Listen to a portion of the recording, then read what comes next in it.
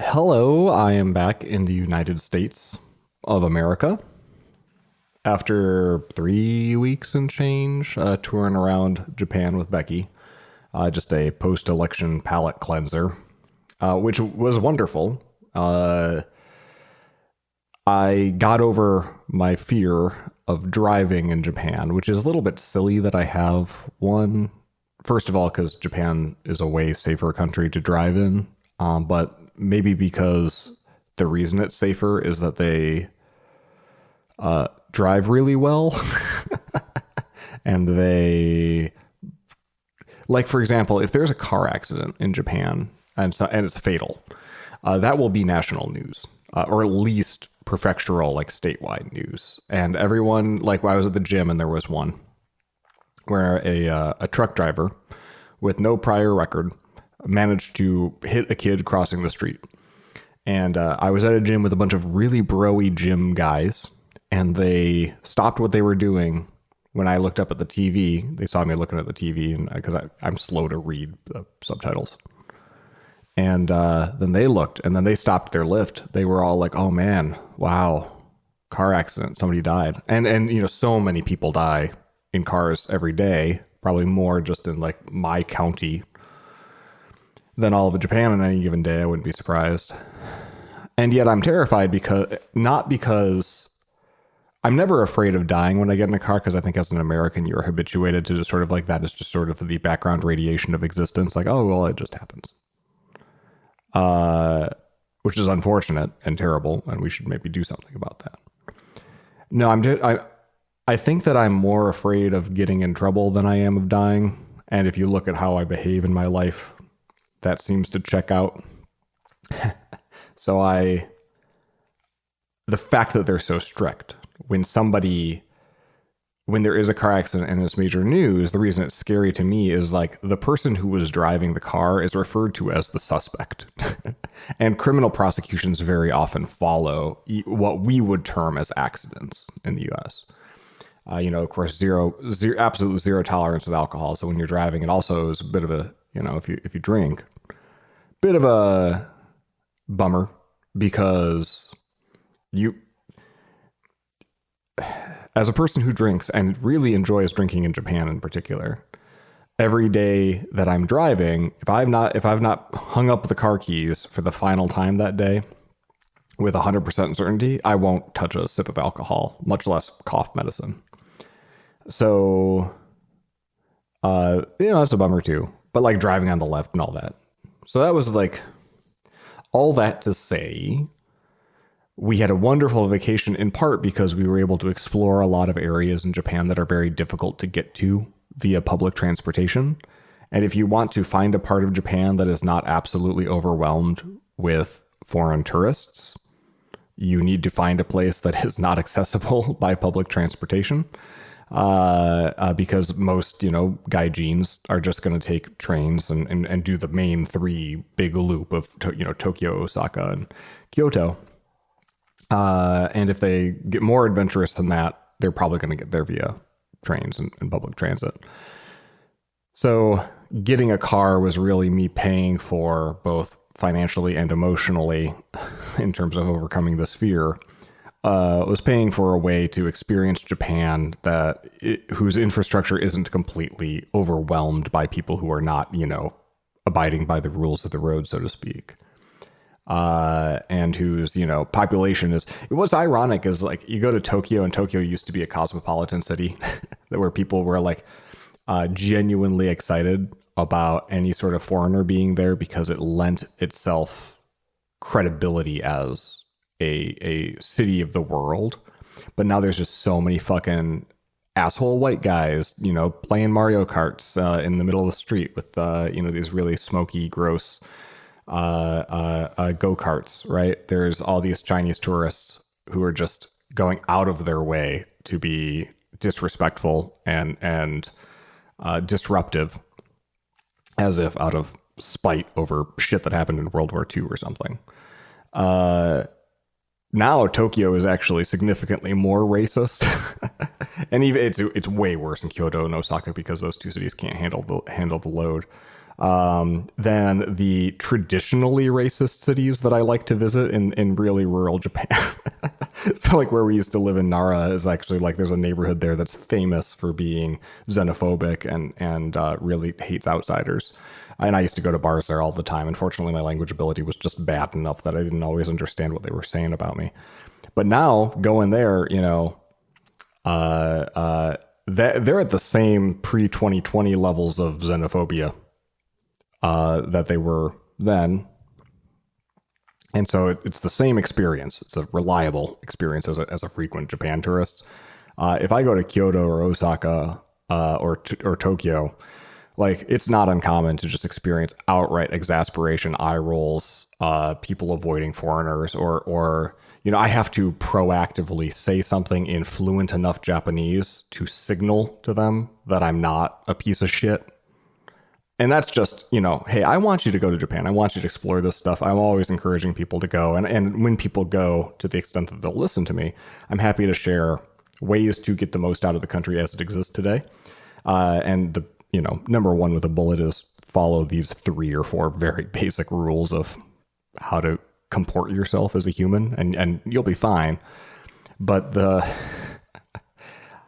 man, it is not sustainable. And right now, all of the policy prescriptions that the government has come up with, even after an absolute drubbing of the LDP, the ruling party in Japan, getting absolutely crushed in the election, while still being able to throw together a coalition government. The absolute best ideas anyone has is like $5 nightly, tourist taxes, as if that's going to stop anything. So, yeah, I'm back. Jet lag wasn't bad. We had the good fortune of I actually booked the wrong flight on the way home. So I was so excited I booked a nonstop flight home. I never stopped to ask, why is anyone operating a nonstop flight back to Orlando? Because all the airlines stopped doing that. There used to be direct flights from Tokyo to Orlando. Then COVID happened, and now Orlando has moved from pseudo hub to total spoke in our hub and spoke system. And I booked the flight without thinking very hard, and then I remembered, oh shit, when I went to check in, that it flies to Detroit, Michigan, because Delta, in its really buggy and awesome software, the mobile app knows I live in Orlando. So when I try to book a flight in the mobile app, it'll default Orlando to my return base. But on the website, when I change my, I was changing a flight, but like when I go to book a flight, it always assumes that I want to fly back to Detroit. And so I was changing a flight that went back to Orlando. On the website, clicked pick a new flight, and then all of the responses that it gave me were back to Detroit for some fucking reason. And I didn't read it closely, and I just hit change flight, and here we were. The only flight left, other than costing 3 times as many fucking points, because it was so, 24 hours notice, which was wonderful. The only flight left Japan at 8 p.m. with a connection in Atlanta at also around 8 p.m. and getting home at 10 p.m. And that's, from a jet lag timing perspective, really nice, because you can get on the plane, you can, throw back a whiskey or something, pass out for 6 hours. You slept 6 hours, and now you wake up and it's midday-ish, America time. But you're still kind of groggy and you're insufficiently rested, so you're still kind of tired. And then you land, it's dark again. In Atlanta, you eat some food, you wake your stomach up to kind of create the false sensation that you just experienced today by having some dinner. Get on a plane again, and now you're just so fucking sick of traveling, you're excited to take a shower and go to bed. And I've done this particular maneuver before, and just like last time, I basically had no jet lag, and Becky didn't really seem to either. It was no problem at all. Right. First day back, I got a shitload done, had a great day. So all of my piss and vinegar is totally intact, which is how you like to see it. Obviously people talk about culture shock and stuff, but the first reaction I always have back is just how the reverse culture shock of how intense America is. People walking every which way, how loud people are. Sat down on a toilet There was no bidet. I was like, what the hell? Saw a trash can at the TSA, the place where you recheck your bags and you got to go through TSA again after clearing customs. And there's a gigantic trash can and people were just throwing every kind of thing into the trash can. I was like, after 3 weeks, even just like always carefully separating out your plastics and your burnables and your non-burnables into at least 3 different, little holes. I was like, oh man, I just throw all my trash in this one thing. That seems like it's not going to end up in the right place. And I'm right. It's not going to end up in the right place, but that's how we roll. Sorry, I just jumped right in. My name, if you're not familiar and you're still listening after 10 minutes of this bullshit, is Justin Searles. And I have a podcast, and it is called Breaking Change. I tend to be the primary host of the podcast. I don't have any guests. I sit here and I just have a conversation with you. And it's my favorite kind of conversation because I don't have to listen. So there's that. And if you're curious why I don't like to listen, it's actually not because I love to talk. Guy can talk for 3 hours. Don't get me wrong. Guy likes to talk. It's actually just because I'm so bad at understanding people that listening is like work for me. I constantly am in misunderstanding. And so not having that secondary kind of background process in my brain that's like trying to tease apart, like, what did they say? What did they mean? What's the implication of what they said? And then double checking that I'm not in trouble. Back to what's the overriding thing? Is, am I in trouble? Am I cool with this person right now? Is there inflection indicating that I fucked up somehow? So in a culture that really punishes people for fucking up, I don't know why I get along so well in Japan generally, but we always joke, and I'm sure I've mentioned this on the pod before, that Becky observed like a decade ago that in America, I'm the most stressed out person relative to the people around me, and in Japan, I'm the least stressed out person relative to the people around me, and maybe that's why I like it so much. Is that I get to be a chilled out, cool cat when I'm over there, whereas over here, I'm a total tight ass, and I don't change, just the water I'm swimming in. The podcast, the way it works is every one of these episodes, I cut a new major version release. Something in my life or something in the world is new that we haven't seen before, and so it's time to cut a Breaking Change release. And this is version 25 of Breaking Change, titled Ghost Engineering, which will make sense when we're to the news portion. Which we'll get to eventually if I can ever get off it with complaining about foreigners in Japan. One other reason it was nice to be traveling in a car is it was Koyo, long O, if you're keeping track of the vowels. What Koyo is in Japan is, I think accurately culturally translates to like leaf peeping in New England. People who will go away for a weekend to go and see the colors of the leaves change in Rhode Island or whatever the fuck. Because we don't tend to do this in most of America. It is a national event, second only to Hanami, the seeing the sakura trees bloom in April. And Koyo is great and is super intense, and just like they've planted, cherry blossom trees all over the country so that they could have this amazing Hanami event every spring. They've planted very carefully, how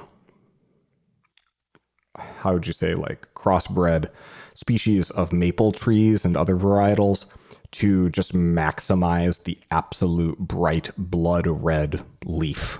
And to try to time them so that they all peak at the same time. So you could just like walk in and just see an absolute fucking side of a mountain just be all bright red.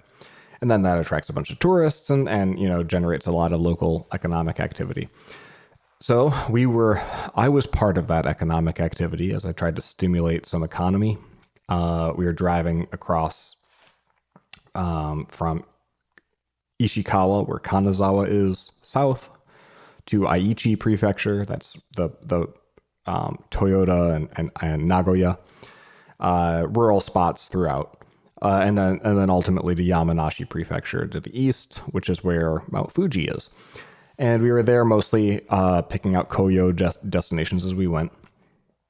Unfortunately, this year it was really, really hot for a long time, and then it went suddenly really, really cold. And so the leaves didn't really get a good chance to change as much as they normally would. But I was reminded throughout of my first experience with Koyo. I was still working. My internship at Hikone in 2005 had completed, but I was still in touch with all the people who worked in City Hall because I was at a nearby language school.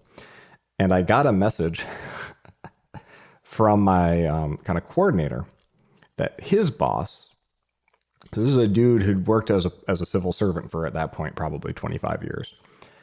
And he worked in a department that was called like the gender equality department. And this is a city of like 140,000 people and has like a 5-story tall city hall that's just packed to the gills full of people who provide services to residents, if you can believe it. So there was a group of like at least 6 desks. So I want to assume maybe 7-8 people total that was just there for gender equality in this town whose, policies as it pertains to gender are almost all national. Why would a little city have a gender equality department? And what do? I don't really know, but it's just from a vibes perspective, kind of nice. It was like, oh, that's great. So this dude who was my, first homestay father and the kind of coordinator of my whole 6 months there in college back in 2005. His boss was a woman who ran this, and she wanted to take me on a tour of Koyo in Tokyo because it was about to peak that weekend, and took me to Tokyo, just me and her. I'd never really talked to her before, and she didn't really know a lot of English. And so how the day mostly went was, and very often I would joke that my internship was primarily just to be kind of paraded around as like, the town's resident foreigner. Again, lending credibility, like, look how international we are. Times have changed. So she took me to Kyoto. We go to all these different temples. Every single temple and shrine and tourist attraction that people would otherwise take little pilgrimages to or stop on the bus and go and take pictures of, all of them were packed to the gills with tourists who were there to see the leaves change and how the gardens had been updated and carefully coiffed to maximize the view of the bright red maple leaves. And I had my camera with me and took some great pictures, had a great day. It was true. Like I don't think I've ever seen natural and unnatural beauty quite to that extent before or since. It was an absolutely remarkable experience. It just sticks out in my head seeing these, 14-foot tall hedges and these just red leaves that were so bright. It was like a color I'd never seen before. And that's what made me, like, quote unquote, get it. I was like, okay, yeah, cool. Like, if you just abuse the fuck out of nature and dial everything up to 11, I can get behind this. Nature can be pretty cool. She took me out to a yudofu place for lunch, which I learned very quickly was you take tofu and then you put it in pretty warm water. And then you eat that with chopsticks somehow. And also there were some raisins or something that felt like raisins. And I was told this place was extremely expensive. And I just, shut up and ate my wet bean curd. But that was my inspiration for wanting to take Becky on this tour. And so while we didn't get the same natural beauty out of it necessarily, we had a tremendous array of experiences, including a couple awesome hotels that were just phenomenal views of Mount Fuji, and on really, really clear days, because late November typically results in pretty clear, good visibility. So that was, pretty cool. What else happened? Uh, Went out to dinner with a couple of friends of Becky's, and I picked the venue, and I picked out a fancy buffet place. They were really confused. Like, why would a fancy Western style but Japanese run hotel have such a big, decadent, over the top buffet as being like their main restaurant? And I said, like, like my understanding of it is, anyway, it's almost like they looked at a catalog of like what a Western style hotel like Pinnacle would be in the 60s, and through cultural bottleneck effect, saw a fancy buffet, and then that just became quickly the template for all Western style like top tier hotels in Japan in the late 60s through the 70s and into the 80s. That's like what you do. And so if you go to like Kyoto Station today and you want to see like the absolute top rated restaurants right near Kyoto Station, probably 3 out of the top 10 to 15 are actually hotel buffets. and they are good. If you're a Westerner who eats a lot of fancy Western food, they're not gonna, blow your mind. But relative to like what else you can find in terms of fancy Western food in the area, like, yeah, they're pretty good.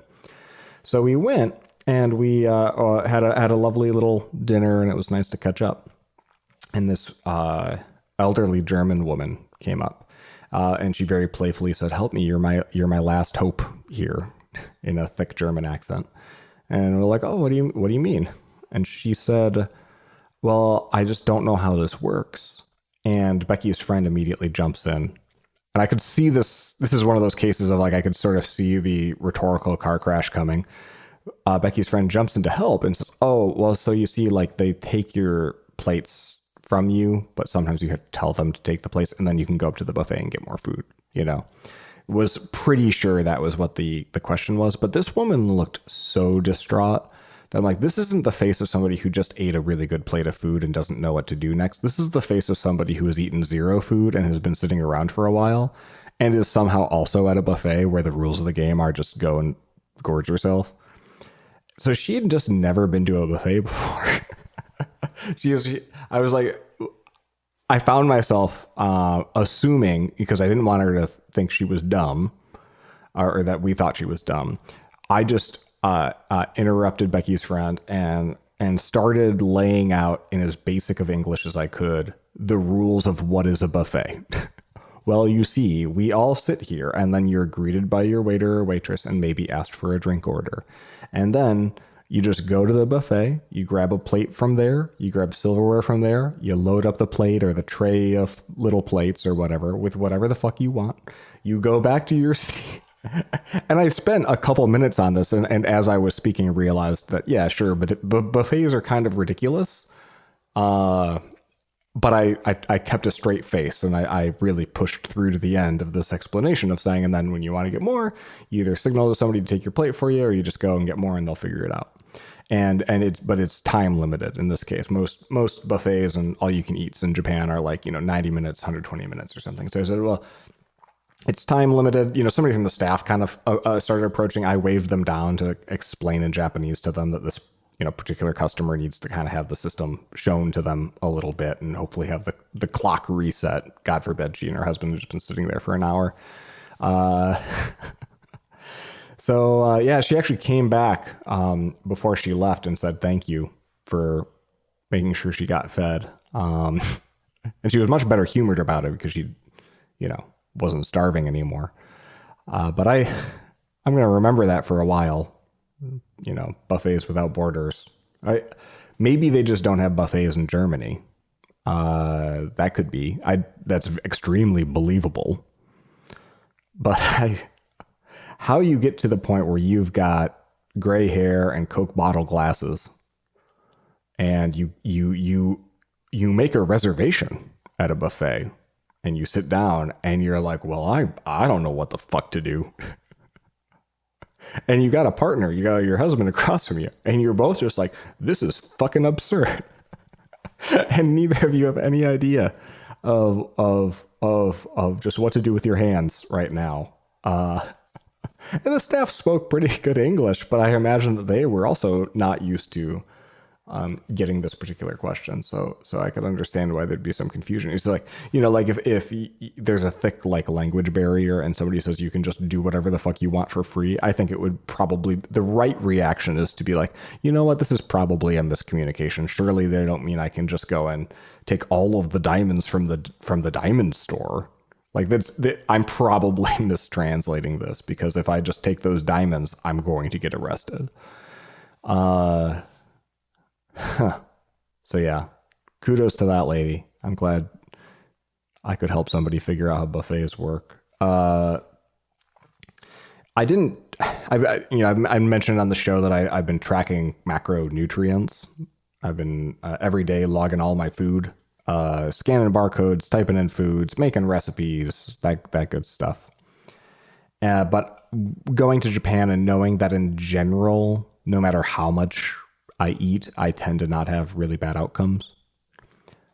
I was like, I'm going to take a break for a few weeks, see what happens. And so I was very curious of 3 weeks of like absolutely eating way too much. Just like I would just go to convenience stores and spend $20 on snacks every night, and just, gummy bears and chocolates full of liquor and gummy bears full of chocolate. And then 3 or 4 tall boys of like 7% and 9% Chuhai cocktails. And I would, watch TV or try to play a game and then mostly pass out every night. And then go back right to it and eat breakfast or lunch on top of dinner, just so I can get more fucking food in my face. And so I was really curious, like, how much weight did I gain? And I came back and I weighed myself, and I was up 2 pounds in like 25 days of absolute decadence. Like, if I look at a cruise ship, I'm up 5 pounds. So, all things considered, if you're a total hedonist, but you're also really vain, you might check out Japan. I don't know what's in the food there, but apparently it's mostly air.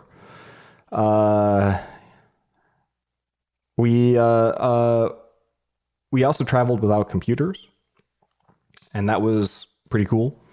It means that like you can't really do work, and the reason to not take a computer is you don't want to convince yourself to do work. The last thing I wanted was to spend half a day every day in a Starbucks or something, like, hammering out blog posts for some reason or working on code.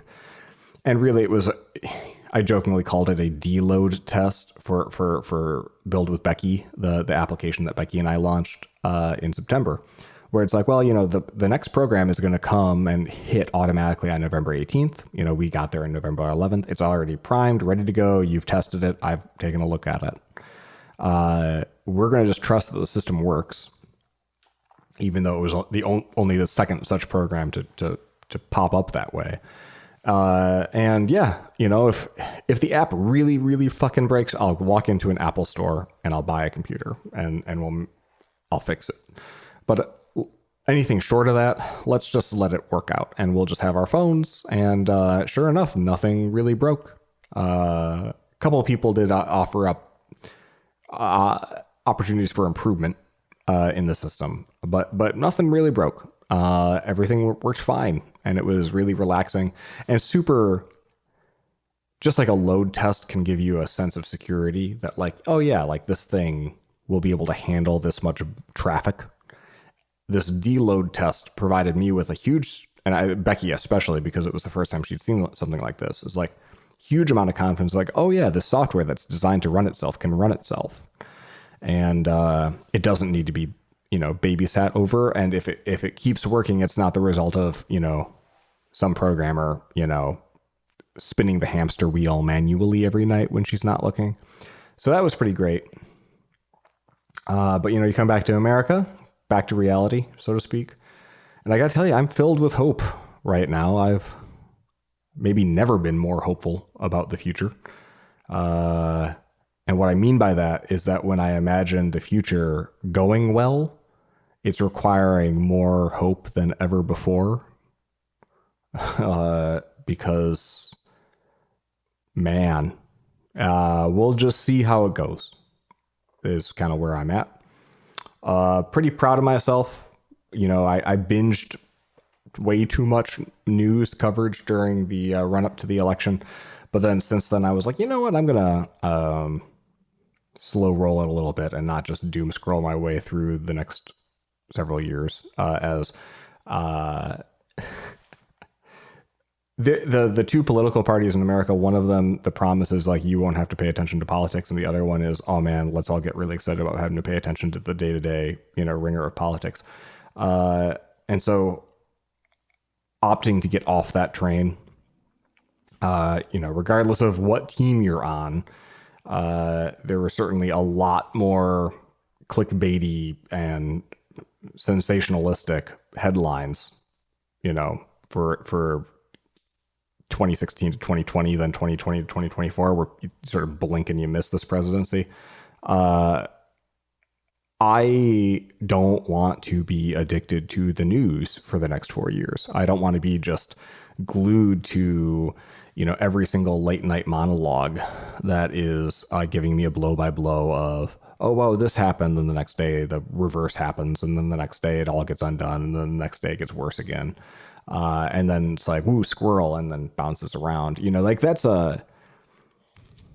apparently my interest in politics is only goes so far as the sports, which team's going to win side, but not necessarily like the circus and the carnival that one assumes we are in for again. And so I've managed to readjust. And this trip was like the kind of kick in the pants to get over the hump on this too, because it was so distracting and the time change and everything.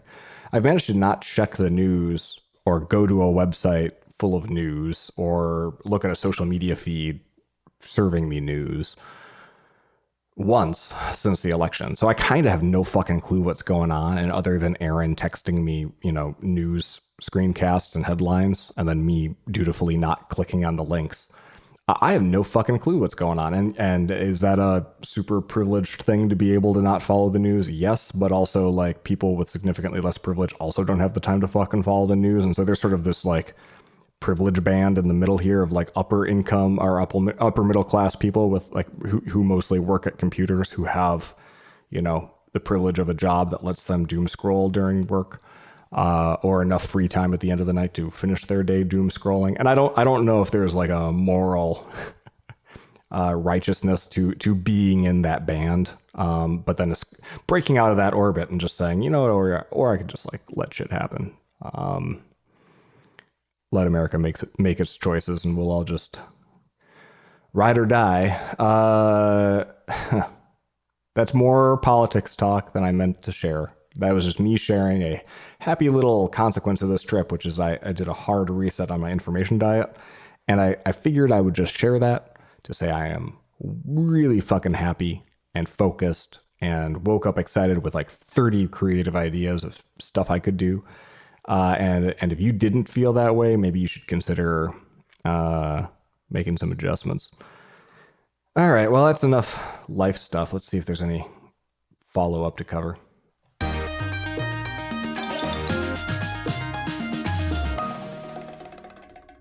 It's not looking like there's a lot of follow-up based on past episodes of the program. In fact, I only see 3. Well, this should be quick. That's actually, I think all of these things should be quick. When I'm looking at this list, when I start one of these things, I always think, how is this going to be more than 30 minutes? And then here I am, already more than 30 minutes. Hey, I don't know how you feel like iOS 18 has gone. I know that a lot of people on the internet are pretty mad that the marketing of the new crop of iPhones and iOS has been so heavily focused on Apple Intelligence features that haven't shipped yet, and that those features themselves aren't that big of a deal. And I think it's natural for that reaction to come out. First of all, because the features aren't a big deal yet. And also because Apple is typically very careful about like not pre-promoting things that don't exist yet unless they're entering a brand new product category. Like for example, when like Steve Jobs got on stage and said that, hey, we're going to release an ITV product, or when they came out and announced the Apple Watch, even though it wasn't going to ship for 10 months, or the Vision Pro, same story. The reason they do those things is that they're not in those markets yet, and they want to signal to people to kind of freeze out people who might be considering to buy a competing product, and they can just ride on sort of, happy publicity. They're not cannibalizing sales, right?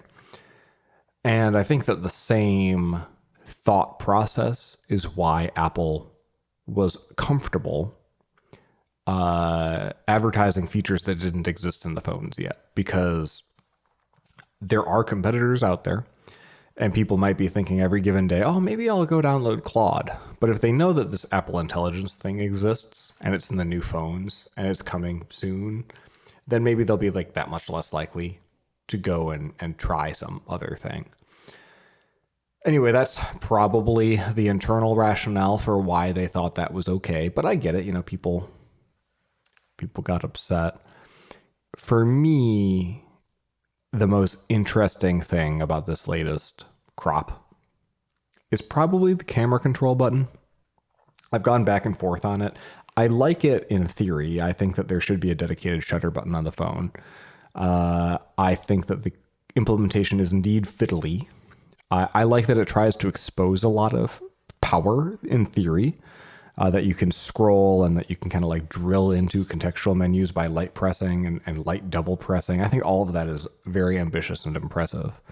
But by the time the 18.2 beta came out, I had fucked up so many photos by it detecting me sliding my finger when I was really just trying to position it over the shutter so I could hit the very narrow button in the middle and depress that actuator, that in so doing, it would zoom, or it would change the focus, or it would change which camera was on, whatever the submenu was, or change the tone map. And now it's like, oh, now I got to go in and change.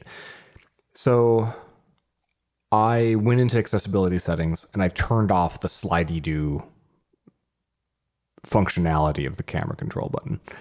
And with 18.2, which I think is it's Gold Master now, so it'll probably release on, what is that, Tuesday the 10th. We'll probably see the release of 18.2, and that includes the also promised in advance at the keynote, a 2-step shutter. So you can configure your camera control to have that half press. Also, in addition to all the other 30 things that that little button can do poorly for the most part, you can have it so you just light press before taking the photo, and that'll lock exposure and focus on whatever you're pointing at, basically, whatever is kind of the center target. And then you can complete the press. You just keep pushing down and it'll take the shot. Now that can be really nice if you want to, like, if you've got something in the foreground or in the background and you want to focus on it, you just point the camera at that, do that light press, and then you can compose the shot and complete the press, and without having to touch the screen. And in theory, I like that a lot. In practice, I turned this on, right? And then I spent the whole next couple of weeks in Japan taking a bunch of pictures where the focus is wrong or the exposure is wrong.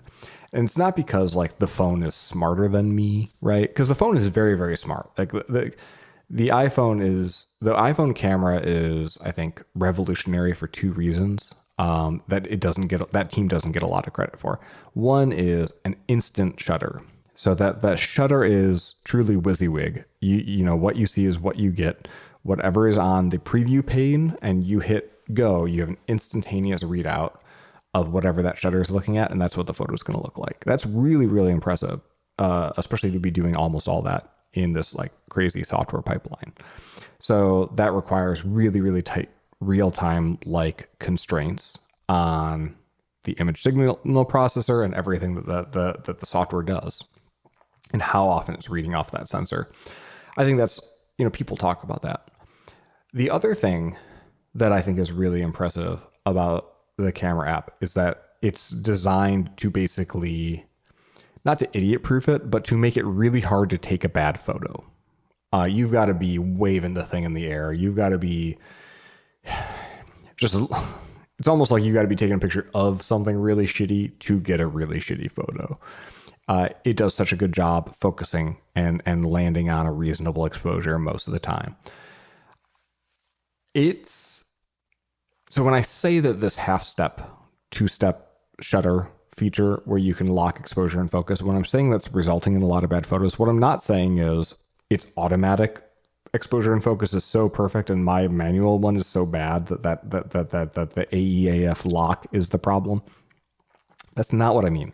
What I mean is, if you want to take a photo, it is very natural to like, okay, everyone say, like imagine your fingers over the button and you're saying, hey, everyone say cheese. And, you start pressing it down, but then, grandma isn't smiling yet. And you're like, say cheese. And then you push it all the way down, right? Like that's how we, from 2007 through 2024, that's how we would take a picture. The problem is in between the two say cheeses, when you're like about to take the picture, but really something in the frame isn't ready to have its picture snapped yet, you are pressing a little harder on that button in all likelihood. And what a little harder equals is an AEAF lock. So like if you've got everything composed, you're in frame and you press just a really long time or give it a little bit of extra tension and it takes a long time to fully depress, then you're AEF locked and you'll see it come up and you'll be like, well, hopefully the lighting doesn't change in the next 5 seconds or whatever it takes to take this picture. Or hopefully I don't have to reframe and now I'm, mapping the exposure or locking it to like something that I don't mean to be. But it ruined enough pictures that like I found that a lot of the pictures, especially of humans that I was taking, was like sadly dependent on the human staying still or making a face or posing or whatever. And then, lighting conditions would change, or I would move the camera enough to keep them in frame and then realize, oh, well, now the exposure is based on, this patch of sunlight instead of the subject. So even that feature, which I was most excited for, because like, well, how could they fuck that up, right? Like every SLR and mirrorless camera has this as the primary way you take pictures. In fact, like when people buy these things, the first thing anyone at the camera store has to do is teach a noob, okay, so you're going to press the shutter part of the way, get all focused, and then finish and click it, and then that'll take the picture. If you just click the full thing on like a mirrorless or an SLR, you're gonna have a worse experience. So I thought, well, how could they get this wrong? And I think it's just the mechanics of that particular button, that the half press is too shallow. It can't tell the difference between a heavy lean, a spiritual intention to click a button soon, which is what the first cheese is in that portrait, and literally a half press. Because these buttons have a lot of play on a big camera. Because I was also walking around with a Sony A7 Mark IV. There's a lot of travel there between not pressed, half pressed, and fully pressed. And we're dealing with 1/4 millimeter tolerances on the camera control, which is itself is a flush button, on the chassis. It's not even a real button. So I suspect next year it would be really nice if it wasn't flush. If that button had more play, then these features would be more useful. Anyway, so following up on that one from the keynote, I am disappointed. Another one that seems to mostly suck is 18.2 came with the ChatGPT integration. So you can, I signed into my ChatGPT account because I pay for Plus. So I was going to, it doesn't make it based on your personal memories and stuff and the things it knows about you. As far as I know, like when Siri kicks out to ChatGPT, everyone just sort of gets the same generic GPT-4o. It's as if they were programming just directly against the API as opposed to the ChatGPT product. They just call it ChatGPT because that's what people know. That's my theory. The only thing that Plus gets you is like an unlimited number of 4.0 queries, or relatively unlimited, something like it. And the way it's supposed to work is that if Siri thinks you need quote unquote world knowledge, then it'll kick out to ChatGPT Plus or ChatGPT. And it'll prompt you each time. But of course, as soon as you sign in, the little checkbox to never bother me about that is right beneath that. And I checked it. So I'd actually never got the prompt from Siri. It has only asked me to talk to ChatGPT once or twice because in my experience, whether I'm holding the Siri button or using Hey Siri, or excuse me for using their name, its name, excuse me for referencing Dingus. Man, it's so frustrating. It will listen to my whole query and then it won't even pop up like a text transcription of my query. It's as if it's like internally, it's like, oh, is this a ChatGPT one of those? And then it'll just abort and flush the query completely. And then nothing happens. And then the little like rainbow loop just disappears from the phone. And that's been my experience. Probably 90% of all queries I've asked it that are not the transactional add a reminder, set a timer sort of thing, ever since 18.2 beta. I'm on the release candidate now, so we'll see if that's any better. But I suspect that internally, the whatever code is responsible for figuring out, hey, is this something Siri can handle, or do I need to punch up and ask my big brother here, ChatGPT, to figure it out? That code seems to just exit or crash frequently. And I haven't seen anyone else talk about that. But that, as features go, a 90% failure rate isn't great, especially when the alternative, like the recovery state then is to ask the user to just say the exact same thing again for memory, because you can't just copy paste it unless you have the foresight of knowing it's going to fail, and then copy and then do the type to Siri thing to get it back. In fact, type to Siri might be the only thing that works because then the text is there in the little box, but I don't fucking know. They also released visual intelligence, and now that's that's where the camera control button and the ChatGPT support, where those two things meet. So you press and hold the camera control button, just like you press and hold the side button just above it to talk to the phone. You press and hold the camera control button to see through the phone, using what Apple terms visual intelligence. And the idea here is you look at a poster and it's going to give you all the information about the poster and the date and the concert, and you buy the tickets by clicking on, I don't know.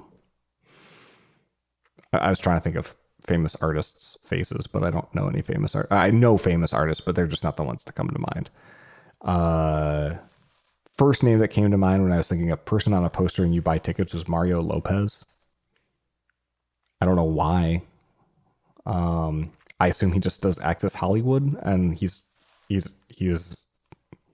lost some kind of deal with the devil, where he wanted to look really young forever, and in exchange they were like, all right, but you're gonna have to be on TV forever, and he's like, yeah, that sounds awesome. And then it was like, you're gonna be on Access Hollywood every night for the next 100 years. Is what I imagined happened to that man. But anyway, if you've got a poster in front of you and you're holding on to this fucking button, well, that's not what's going to happen. What's going to happen is you're going to see what looks like a camera screen that you're not taking pictures of, and it's not going to recognize shit about fuck. And then there's an ask button in the corner, and that one will send that image to ChatGPT, and then ChatGPT will also mostly do a bad job of telling you what it is. And it's all slow, and it doesn't really do anything.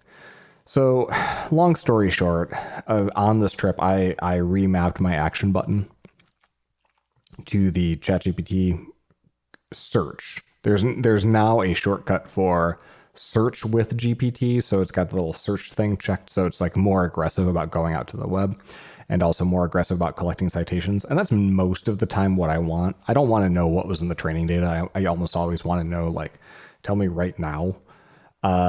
So I was using the action button way more than either the side button or the camera control, because ChatGPT, real ChatGPT that can access the internet, is way better than just communicating with the model, which is, I think, all that you get through Siri. So follow up, look forward to 18.2 on Tuesday, but don't get your hopes up. That's kind of a bummer. And so since I've already got you warmed up to have very low expectations, I guess it's time to mete out this version's pun. Yeah, that's right. So every episode, every one of these that I do, my good friend Aaron Patterson, he volunteers his time. Maybe his employer gives them like a day of volunteer a month or something like that, to give to charity. And his chosen charity is this fucking podcast where he makes up a pun. I read the pun in real time. You see my real actual reaction. I'm pre-exasperated for this. If I sound a little bit low energy, it's because I'm about to drag my mouse over this invisible ink in iMessage. I'm already dreading having to actually copy the text out of this cursed application because copying text out of messages is always bad, but when it's an invisible ink thing, it's worse. And then the reason I have to copy it is I have a list of all these puns, 24 in fact, up until this here, the version of our Lord 25, and I'm going to rank it. I'm going to rank it next to all those puns. And the rankings are becoming increasingly untenable. If you read them in order at justin.searles.co/puns, you will say, oh, I disagree with these. And I also disagree with this ranking. But the reason is I'm not here to resort the whole fucking list every week. I sandwich it between two other puns based mostly on vibes and arbitrary senses that I might need a water break. And I just want to get on to the next section. All right, here's the thing. Here's the pun, but Aaron Tenderlove Patterson says, okay, I got to get in character. I hear many outlets in Japan aren't grounded. If you're not careful, you could get a culture shock.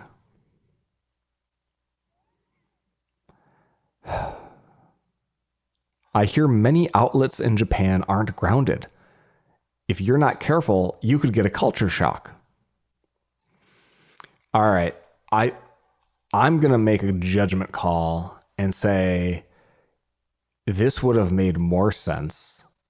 When you say many outlets, you might think news outlets or even outlet stores. So when you're writing a pun, you don't want to, and this is not me giving unsolicited feedback to the pun master here. But you're trying to guide a person's mind down a particular path because the reason puns are quote unquote funny is that the conclusion of the pun subverts the path that your brain was traveling down. It's like, oh no, it was actually zigzag, right? So I think that this pun would be improved if it was, I hear power outlets in Japan aren't grounded. If you're not careful, you could get a culture shock because then you're talking about the holes in the wall you plug electronics into. It's if that was the pun, I'd say, okay, pretty good. I hear many outlets in Japan aren't grounded. This is the first time I've actually scrutinized his phrasing. Apologies. But I think it's pretty vital here in terms of pun effectiveness. Because even I wasn't really thinking power outlets until I got all the way to culture shock. At that point, I'm not subverted anymore. I'm mostly just satisfied to know, oh, he meant power outlets, which is not what he was going for, I would doubt. But also, I gave him no notice, and he does this for free, and I hope it's tax deductible. If the pun still makes no sense to you, then it's probably because you've never noticed that or read or seen a picture that in Japan, power outlets don't have the ground peg in there. In America, our power outlets, when I'm looking at it, it looks like a bemused smiley face kind of staring back at you with a blank fucking face. Just like maybe he's drooling, maybe he's shocked at what he sees in you. Just kind of droopy mouth. Like in Rick and Morty when the mouths all go down. In Japan, you just get two slit eyes because there's no third hole there. And what's great is pretty much everything from America that we bring there, as long as it doesn't have that third peg, will work fine. And almost everything you buy there and bring back here will also work fine, even though there's like a 10-volt difference or whatever. So I wouldn't buy a hair dryer, but like in general, most things, especially anything that comes with its own power supply, it's going to be kind of conditioning the power anyway. That'll be fine. But yeah, they don't the two plugs in Japan aren't polarized either. I don't think that's all handled. It's all taken care of, but at a different level in the how houses are wired. So because they're not polarized, the two plugs there are always symmetrical. You never have to flip over, the plug so that the thicker one gets on the left. And so here I am, not only explaining the fucking pun, but explaining how goddamn power outlets work, even though the word power isn't in the pun. We're several layers deep, folks. I'm going to pull up the pun list and just kind of start in the bottom quintile here. I don't know that I'm going to get. All right. Because the word ghost is in the title of this week, I'll read version 23's ranking 17. Justin kept asking me to make a Halloween-based pun. I guess he was afraid I might ghost him. That is better than this. Again, I'm not sure. I couldn't tell you how I'd feel about this pun if the wording was different. I feel like I might love it, but I felt screwed when I read this pun because of the many outlets. Which does the pun a disservice because Aaron's brain did 100% of the work, but the wording resulted in 0% of the payoff for me. And hey, I guess that's what you get because I'm recording my live reaction. If I read the pun in advance, I would have just fixed the words so that you'd be able to have enjoyed this pun. But I effectively ruined it for you too. So now you're probably also thinking this pun sucks, and so let's go ahead and just give it a bad rating, shall we? All right, so that was the 17th ranked. Yeah, this is at least 2 or 3 notches lower in the dog pile. So, the 20th ranked. I heard Bill Clinton builds his apps with SQL because he didn't have active record relations with that app. SQL spelled like a movie sequel, which is a Ruby library, which you probably haven't used, which is why it is rated so low. But it's worse than that too. Just referentially, I think Bill Clinton jokes never get old. Number 21. Yes, I'm powered by AI, Aaron Intelligence. Now we're getting close. 22nd ranked pun. I brought this type of feature up with a project manager back in the day, but they told me just to put a pin in it, which I think is also, it's a sort of a missing reference to maps. And that's the class, right? That's the same classification of failure that this pun exhibits. So we're going to paste it just above or below this guy. I think connecting power outlets to culture shock with another country is a higher level of execution than being told put a pin in it by a boss and having the relationship just be that it's like mapping related, because the Japan is the third vector there. So like there's probably if the end result of this podcast series is just like we come up with a mathematical formula for ranking puns so that I don't have to make this up every time while I'm talking, I think we will have done the world a service. But that's what's going through my head now as I declare this, the number 22 pun. Here we are in version 25. So far on the podcast, I hear many outlets in Japan aren't grounded. If you're not careful, you could get a culture shock. Thank you, Aaron. That will show up on the website as you listen to this podcast. Well, let's see what's in the news.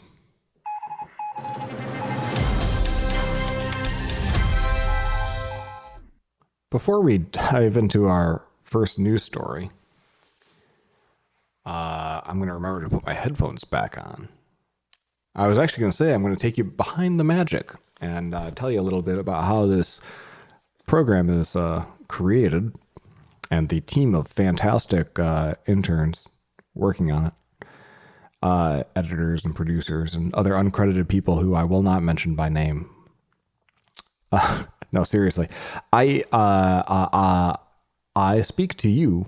There's two different flavors. There's standing Justin, who is standing at a desk, and then there's seated Justin, who's seated at a desk. And up until this point in the conversation, you've been listening to standing Justin. But then my legs got tired, and after hitting the news button, I reverted down to seated Justin. And so that's what that sounds like. So I just wanted to share that with you. I didn't want you to feel alarmed. It's something that I do in each one of these episodes. So if you ever feel like, oh man, his intonation is slightly different, or he sounds slightly more tired or relaxed, that's why. All right, on to the news. Upgraded is the name of a new service that seems like it's trying to emulate, down to the visual design of this webpage, the iPhone upgrade program. If you know what that is, it is I believe, still a US only way to purchase your iPhone. And that iPhone has to be on one of the three major carriers in the US with like a postpaid contract. If you use T-Mobile, Sprint, or Verizon, or AT&T, you can buy your phone directly from Apple under the iPhone upgrade program. You pay then a monthly fee for the phone, and that monthly fee also includes Apple Care Plus. That monthly rate might $30 to $55 depending, or $45 now to $50 to $60, $70 depending on which phone you pick a month. And then while there are better promotions elsewhere, like free phone upgrades and all this, if you're willing to play games and jump through hoops, the real reason it's nice is that you don't have to go and sell the phone a year later if you're a sicko like me who wants to upgrade every year. Once you've made 12 payments, that is to say, paid half of the phone because it's a 24-month loan, once you've made 12 of those payments, you can just send the phone into Apple and then become immediately eligible for a new phone without paying off the rest of the contract. So effectively, you get a 50% trade-in value for your phone. The way I look at it anyway is like you basically get 50% trade-in value on your phone a year out, guaranteed, without any of the fussing with eBay and listing the thing or whatever. And also because it bakes in the cost of Apple Care Plus, you can just, like I did, shatter your screen and go and pay $99 for an express replacement, no questions asked, and then get yet another phone. Just phones fallen left and right. So anyway, the iPhone upgrade program is really wonderful if you meet these various criteria, like you live in the US and use a postpaid plan and you want a new phone every year.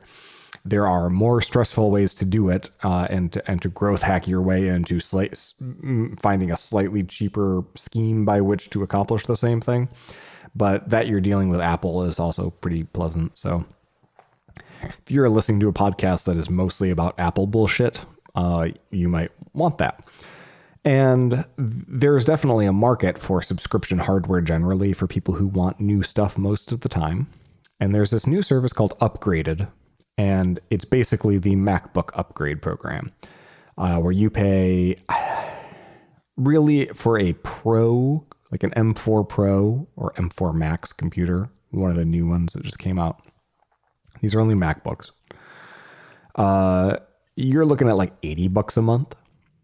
And that seems comparable to a phone until you realize that the scheme that they're working on is it's a 36-month, 3-year loan, and the mandatory amount of payments you need to make in order to upgrade to the next model year is 24. So instead of paying 1 year and getting a new phone every year, you're getting a new MacBook every 2 years, but instead of paying for half of that MacBook, like you're paying for half of the phone, over that 2 years, you're paying for 2/3 of the device's cost.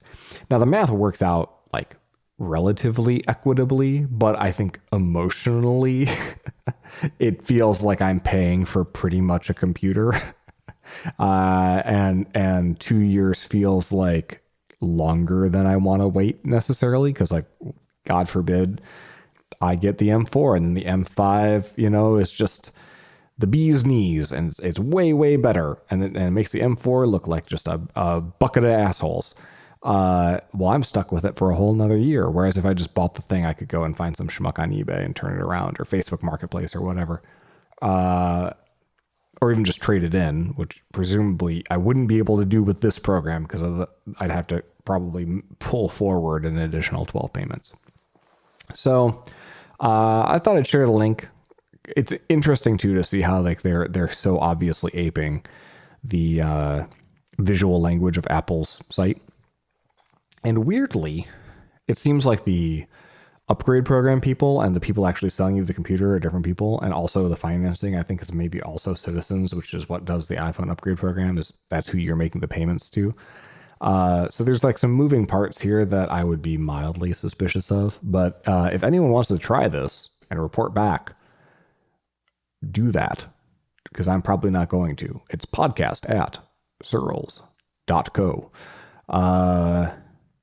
Next up, there have been a bunch of rumors about a HomePod with a screen. Apple releasing something like a, maybe it looks like the G4 iMac, and it has a little reticulating robot arm, and it looks at you, and it makes smiley faces, and or maybe it's like a big calendar that you can put on a wall, and it's kind of a cheap big LCD, and you can see the family calendar on it, and as you approach it, you can see maybe reminders and messages specific to you, or as you speak to it, it recognizes your voice and it makes personalized, Apple Intelligence queries for you or whatever. No one really knows. But Mark Gurman's been on kind of a tear with descriptions of a quote-unquote command center that is very Apple Intelligence heavy, that is looks like an iPad, but sort of has apps. But those apps are not really App Store apps, but probably like projections of widgets, similar to maybe what you see in the macOS desktop display, where you can add your iPhone widgets to it, and then those get updated via Wi-Fi from your phone. But also reminiscent of like the new standby mode in iPhone, where if you have it, on a power supply docked sideways, it'll show you a calendar and you can kind of swipey do between photos or other different displays. And then of course I have a speaker on it too. So I think there's a lot going on here. There are great products that could be made, but what's interesting to me is there are maybe, let's say that the price point for this is $499 for a basic one. If it's a screen that you hang on a wall, or if it's a bulbous, speaker thing with a movable screen reticulating above it, one would feel like you'd probably only have like, I think where this would land in most homes is the kitchen, the family meeting place. The physical design of the product, unless they're going to just release this thing in 5 different form factors, is really going to inform how many people buy this per home. Some homes have a lot of HomePods, and I say that as somebody who's got like 15 fucking HomePods in his home, because every room could use speakers, right? Because like I like to play music in every room. If this was a HomeKit automation tool and sort of just a client that could be basically turn my home into 2001: A Space Odyssey, where no matter what part of the ship that I'm in, I can talk to Hal and interact with Hal on a, Star Trek-like computer pad to a certain extent. And so it's like, maybe slightly bigger than an iPad, hangs on a wall. That, and maybe exposes information, big flashing lights or whatever. Not that I want more of that in my life. Then I could see families potentially buying this and putting it in multiple hallways, right, in the home. But if this is like more like that Luxo Junior Pixar bouncing on the ball lamp thing, that's probably going to land on a kitchen island for most families. And what I think is so interesting about all of the rumors about that form factor are that everywhere that I could imagine wanting to put this fucker is a place that doesn't have a power outlet right next to it. Many outlets, but specifically power outlets, are important when you have an always-on electronic device. So, like, it's not going to be a battery charged thing, right? Like, Apple still has not released a battery rechargeable HomePod-like accessory. So one is pretty confident that this is going to be a USB-C powered device and come with its own power brick. And so, like, I've got a great little area in my living room with like a table and 4 chairs surrounding it. And if the screen really swiveled, it would be awesome in that spot.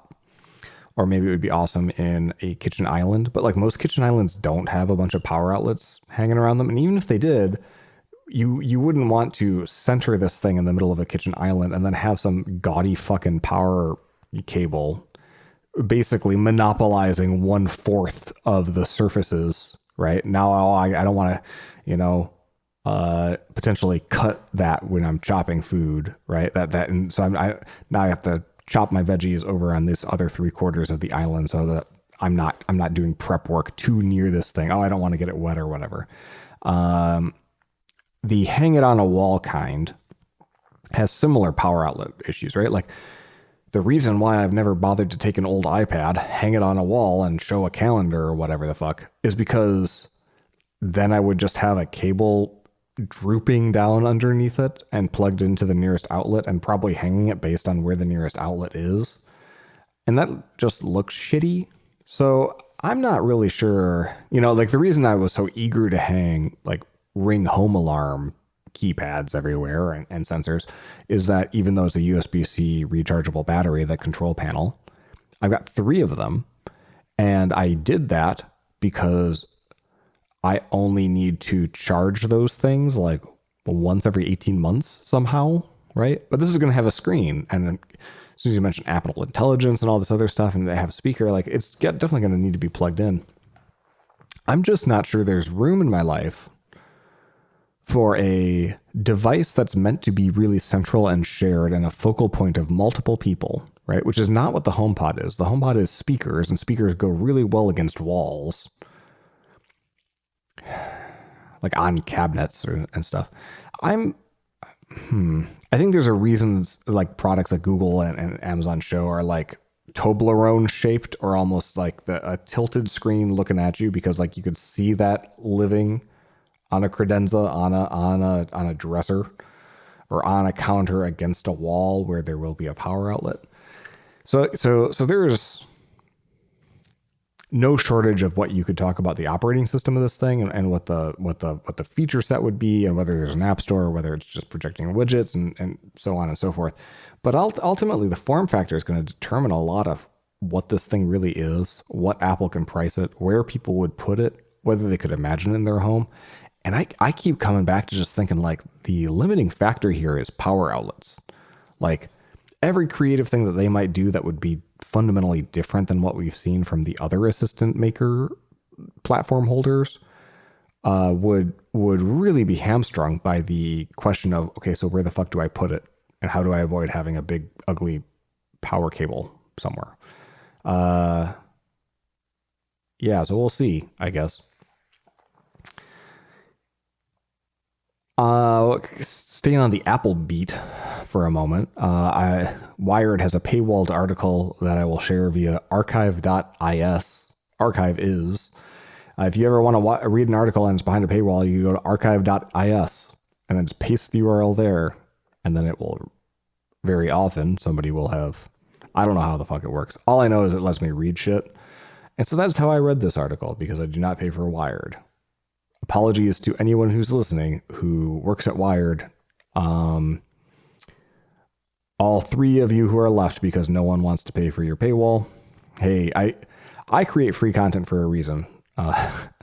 Because I know my content's not worth paying money and no one would follow it if I charged. But hey, these guys, I think Stephen Levy did the interview with Tim Cook over at Wired, the paywalled article. that you can find for free at archive.is. You just paste in the URL. Once again, you don't have to pay for this, but it is real journalism, which should be paid for, just not by me, not this time. Am I a piece of shit? Sure, but so are you, so deal. All right. It's a good interview. It's an above average Tim Cook interview. He plays it so close to the chest that he doesn't usually make news in interviews. And he sort of kind of did here. The big news out of this one is that he went from several years ago saying that he could imagine himself being out in 10 years, which led to a lot of sort of palace intrigue about who his successor will be. Short answer is, if Tim Cook gets hit by a train tomorrow, which fortunately he's not at very much risk of happening because he lives in the United States. If he gets hit by a bus tomorrow, which is, since he's in the Bay Area, gets hit by a fucking Waymo or other self-driving vehicle, much higher, he will almost certainly have standing instructions for Jeff Williams, the COO, to take over. That's been reported out several times. If Tim's got a 5-year time horizon, then things get more interesting. But in this interview, he basically said, I'm going to listen to a little voice in my head, and when it says it's time, it's time. But ultimately, he spent a majority of his adult life at Apple and can't really imagine what he'd do next. And anyone who works as many hours as an SVP or a C-level executive at Apple works, it's actually pretty easy to imagine that they'd have no fucking clue what to do with themselves if they didn't work at Apple anymore. And I could totally buy that as soon as he started thinking about retiring, he would then think about, going from 80, 90-hour weeks and 120 miles an hour to 0-hour weeks and, idle hands. So that's like the newsy bit of this. But I actually really appreciated some of the questions were not combative, but they raised substantive complaints and fears about Apple and its direction. And one was about AI, several follow-ups about AI and, the externalities of us outsourcing thinking, right? Just like we've outsourced so many other things to the computer. Like Wikipedia was the example I think that the interviewer used to say, hey, well, now we don't cite our work or whatever, and we don't really follow up and or think for ourselves. We just, let the computer do it for us. And did we really learn, that kind of basic tact? So Tim, in response to that, says, now this is a quote. These worries have been around for years. I remember when people felt like the calculator would fundamentally erode people's math ability. Did it really? Or did it make something more efficient? The interviewer says, I used to know how to do long division. I don't anymore. And then Tim replies, and I'm sure this was he's quick-witted in reply. Like when he replies really quickly in an interview, he very often does a gaffe, which is to say something true. And he's not saying it to be funny. He's just like retorting because he's a sharp guy. So the interviewer says, I used to know how to do long division. I don't anymore, in response to Tim's comment about the calculator being fears of the calculator being unfounded. And then Tim just replies, I haven't forgotten, which is awesome. It's, Elon might be an expert class shit poster, but Tim Cook's ability to snap back at people in a way that is like this very special blend of literally superior as in better than you, but also socially dense enough to have no grace whatsoever for the person he's talking to. And you can piece together that sort of profile of sociopath in like all of the different little Tim anecdotes that we've been drip fed over the last 14 or 15 years. But I respect it because I just think clapping back in an interview in real time and being like, no, I still know how to do long division, motherfucker, is funny. So there, you can have that. Also, final Apple note today. If you've been using iOS 18 and you've noticed that the new Photos app, which statistics say you are likely to hate as much as I do, the new Photos app was a redesign to try to promote to normies all of the AI featured photos and memories and stuff that the Photos team has been spending probably 90% of its effort on over the last half decade. Because as long as the app was basically a camera roll, most people never saw any of that shit unless they thought to add featured photos and memories as widgets to their home screen, which also most people would never do. And so, like, the Photos team wanting to have their work actually shown off, and also, you know, importantly, when people see these featured photos and these memories, they typically love them. The problem is, when you launch the Photos app, you're probably trying to find a specific photo. You're probably not trying to have an emotional experience. And the design of the new Photos app is it tries to have it both ways. Well, the top half is photo roll, but the bottom half is this almost like editorial selection of your life as you know it up until now, which is a really like silly bifurcation. It's just the dissonance between them. Those two modes to be in is remarkable. Now, to have them in a tab bar is apparently not enough people ever think to click the little heart thing or whatever and see stuff for you. To me, it almost sounds like different apps. Like there should be I don't know, Lightroom is taken, but like effectively a camera app, a camera roll app, and then a Happy Fun Photos Time app, which granted, yeah, no one would launch. But like that's again back to the point. I think that Apple could have solved this problem much better by simply just put the featured photos widget at the top of everyone's home screen by default. Like, and then that would get people clicking and be like, oh yeah, let's look at that photo. Let's look at that video. Like that seems interesting. Because the home screen is where we go to faff about and not know what we're doing, because as soon as we unlock our phones, we forget what we're there for. The Photos app is the place we go to like look for a particular receipt, or the thing I just took a picture of. I need to go reference now because when I tried to get there from the lock screen mode camera, the system fucked up, which is like 99% of why I opened the Photos app is while in a locked state, I took a picture of a receipt or a document. And then I clicked the little thumbnail in the corner, and then I went to share it, and then it crashed, and I couldn't share it. So now I got to go up, unlock the phone, go into the Photos app, find the same fucking thing.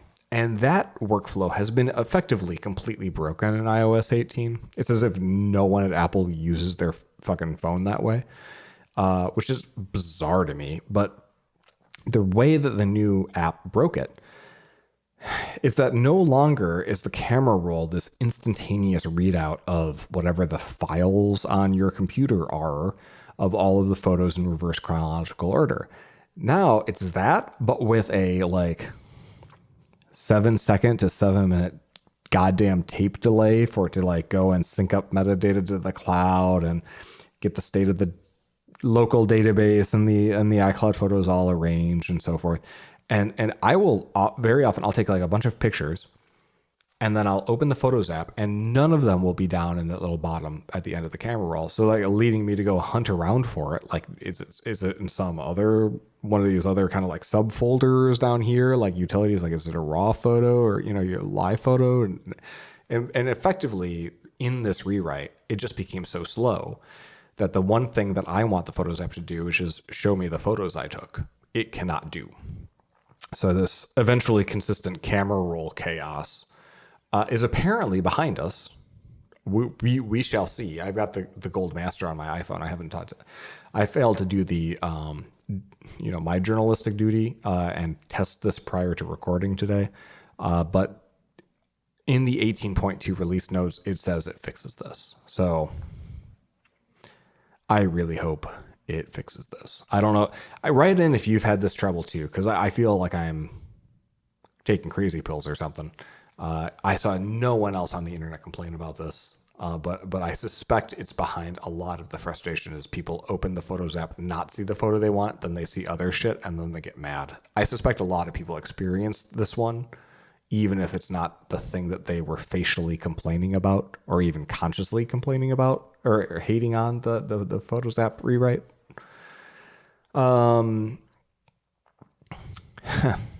In other news, moving on to a different company,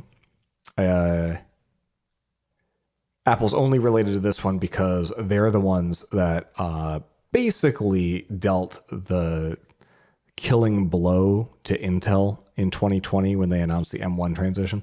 And it was before then. It was when the Apple Silicon stuff was imminent, like the iPad Pro, and realizing that the iPad Pro in 2018 was way fucking faster than like any MacBook that Apple sold. I remember at the time being like, it seems like Intel is fucked. And then, you get a lot of confirming dispositive evidence that Intel is indeed fucked every step of the way, basically every 3 months for the last 7 years. And in 2020, the Apple Silicon, like the ARM chips come out and Apple dumps Intel. And then they managed to basically stop selling Intel computers like a year later. And I just remember thinking like, well, Intel totally lost on mobile. They totally, have ceded the GPU market to NVIDIA and AMD. And that's where most of the growth is going to be. They've got like the, as mobile moves upstream to laptops, now they're retrenched in just, desktop computers and servers. But because performance per watt is what matters and servers' biggest problem is like, power efficiency, because at this point we need, massive amounts of cooling and massive amounts of electricity. Like you don't want your servers running x86 if you can avoid it either. So really we're just talking about gaming PCs as your whole market, but you're also like the second most important component in people's gaming PCs. Like it just doesn't seem like something that justifies being in the Dow Jones index. And I remember telling a friend, like, I don't know why their stock is worth more than $0 right now. And this was like 18 months ago, 2 years ago. I feel very justified in that sense. Because, Pat Gelsinger was kicked out by the board.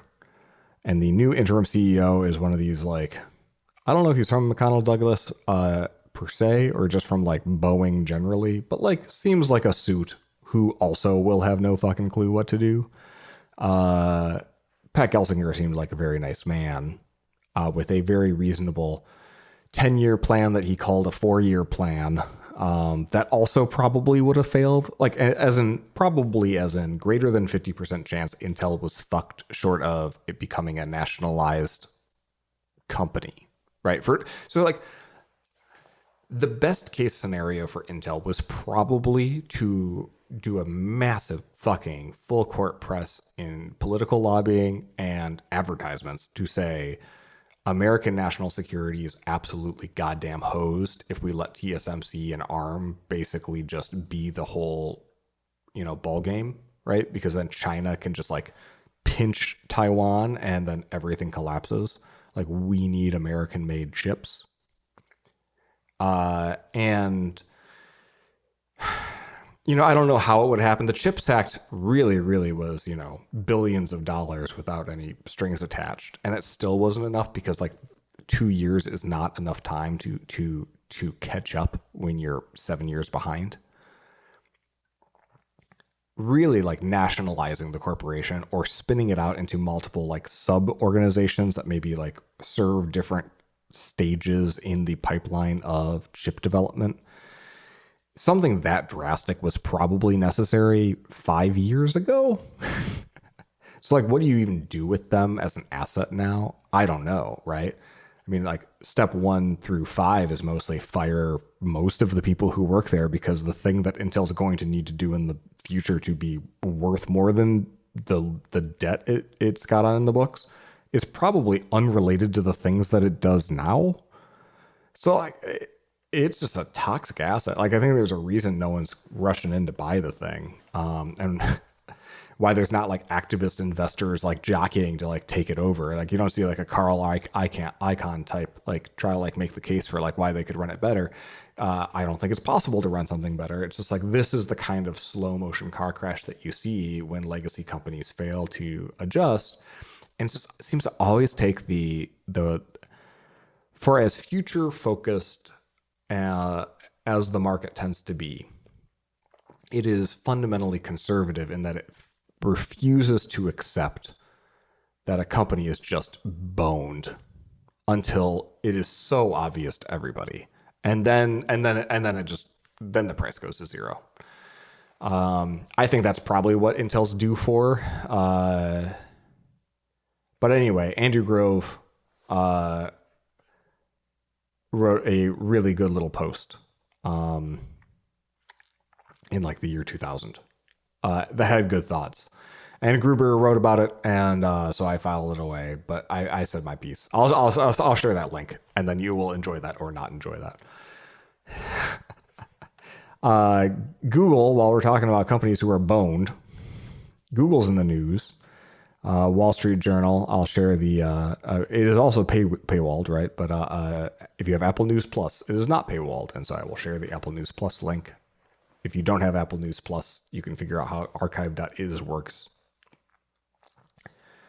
Title of the post is title of the story. A post is something I write. A story is something a real journalist writes. Googling is for old people, and that's a problem for Google. Basically, young people are just turning to chatbots, right? TLDR. And increasingly just more people generally. And maybe more than chatbots, they're going to the app ecosystem that they either trust for information, like, God forbid, TikTok search, or where they know that they're going to buy the thing anyway. And so part of the rewind 10 years and say that like maybe 50% of your online purchases happen from Amazon and 30% happen from traditional brick and mortar retailers that have like an online e-commerce presence, and 20% are from bespoke direct-to-consumer, e-commerce sites. When that's the case, a search engine makes sense because you go to the search engine and then you find out who's got the best thing. So maybe you look at the Wirecutter reviews, right? Or let the search index just kind of tell you what's the product that's like, if you're looking for something specific, like that does the thing that you want. But as Amazon increasingly captured every small, like if I make a small product that's like a really clever, a new iPhone case or a Thunderbolt 4, dock or something. If I make a product that is really, really good or a super cool phone charger, it could be the best product in the world, and I'm still not going to sell enough of it if I only sell it on my own Squarespace site. I also need to have it up on Amazon somehow. So I need to be an Amazon seller, basically. When I'm an Amazon seller, I pay a lot of costs. Probably pay for sponsorship placement. I pay for Fulfilled by Amazon. I deal with all that nonsense so that they can have Prime shipping. And if I'm a consumer, right, the asymmetry of like the platform, right, I actually have an incentive to buy it on Amazon because Prime shipping is free, is 2 days, which is going to be way faster than your random Shopify and Loop Returns workflow over there.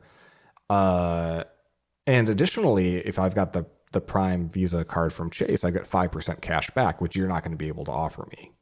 So like, I know even if you're like the right company and you're the small company and I want to support you, it is still in my best interest to buy that on Amazon too. Basically, like Amazon has captured a large enough percentage of all potential purchases that my brain thinks it might want to make that I, and apparently a lot of other people, will just go to fucking Amazon app or .com, search for the thing that they want there, scroll past or not scroll past the 90 sponsored results before they get to real organic ones, which define organic in this sense, and just buy the thing. And the problem is like the most juicy and valuable advertisements that Google could ever sell are the ones that are rather transactionally promoting specific things that you could buy because it turns into money faster than asking, how much glue to put on your pizza. And so, yeah, Google's revenue getting pinched. And underlying this problem of their revenue getting pinched, because people's behaviors are changing, is that their products getting worse in very obvious and notable ways, to the point where people like don't really like trust Google anymore, or have such a bad experience trying to find things on Google that they're just giving up on it. Like, I pay for Cogging. I'm paying $10 a month to not use Google, which seems to be a minor indictment of a company that has fucking tens of thousands of people whose job it is to make money off of a search engine and an ad ecosystem around that search engine. So that's cool. You know, Google's not quite Intel levels of fucked, but you take this, you take the DOJ case that wants them to split up, and likely a regulatory environment that's going to continue to be pretty skeptical of big tech monopolies. I wouldn't be buying Google stock right now, personally. Speaking of not buying stock, I'm going to do something I've never done before, which is link to Threadreader so that you don't have to go on Twitter. It's not a super long thread, but basically somebody who's done real research at the university level into what you might call 0.1x engineers. So not a 10x programmer, but like a programmer who does less than 1/10 of what an average programmer does, which they've termed ghost engineers. So ergo the name of this version of the podcast. Everyone I talk to who works in a programming job seems to know some number of team members who do no fucking work. Who I hear stories of people who like, oh, they've never committed code, or they don't know how to build the project locally, or they don't know how to run their tests, or like I paired with them and their editor wasn't even set up. And these are people who like been in the company for years, who might have attained senior titles because they've been there so long. People who, you know, they might just be kind of absent, right? Some of the time, but sometimes they're like really, really good at self-advocating, right? And talking about how, like, you know, they're the people who goosed GitHub into changing the contribution graph to also include like non-code contributions and say that those were just as important. So they just sit on, like, you know, like I know of one person secondhand who makes more than $200,000 a year. This is a Justin Searles anecdotal story. I know of them. I know that they make 200,000 grand a year, $200,000 or more a year, and that they have committed no code to their project in their IC programmer developer role for a year or more. And they have been mostly just doing pull request reviews where they pipe GitHub Copilot or GPT-4, despite the firm having like a ban on using LLMs for sensitivity reasons. They just mostly pipe, you know, hey, tell me what to say in this. And then they kind of like, you know, keep going on this back and forth where they just shit post inside people's pull request reviews and they call that contribution. So they're like, the only thing that they've been doing for years is actively hobbling forward progress by having auto-generated bullshit critiques of code that don't really matter and are often wrong. And they make a lot of money and they haven't been called out for it by their colleagues because, you know, lots of reasons why that doesn't happen. No one, especially if you're an individual contributor, you're on a team of other individual contributors and you have a sort of generalized anti the man complex, or if you think like you played team sports and you're like, we don't, you know, call people out and we don't blame people, we win and win and lose as a team or whatever the fuck. You know, people don't rat out, you know, colleagues as being shitheads very often. I was always happy to. That's part of the reason why I wasn't the most beloved team member a lot of the time. And in the course of my career, I got a lot of people fired for being just really blunt and frank. The thing that made me sleep at night best about that was that most of those people were people in management and leadership positions who were using their position of leverage to like fuck up at a much faster and wider scale quicker than an individual contributor probably could easily without being outright malevolent. So yeah, all of that to say, I've got some priors here that make me very inclined to believe any research that says a lot of programmers are getting paid a lot of money to basically sit on their hands all day and play pickup sticks with their ass cheeks, to quote John Candy from the best Thanksgiving movie. That is Planes, Trains, and Automobiles. Wait a second. Oh shit, no it's not. It's another John Candy thing. Fuck. Well, all right. Well, that's going to sit in my head for a while. I'd edit this, but then I'd have to go back and listen to my own goddamn podcast, which I will do, but only after I release it. Yeah, so I don't know how to square this. I think it's an interesting conversation that seems to not be happening. Is layoffs are happening.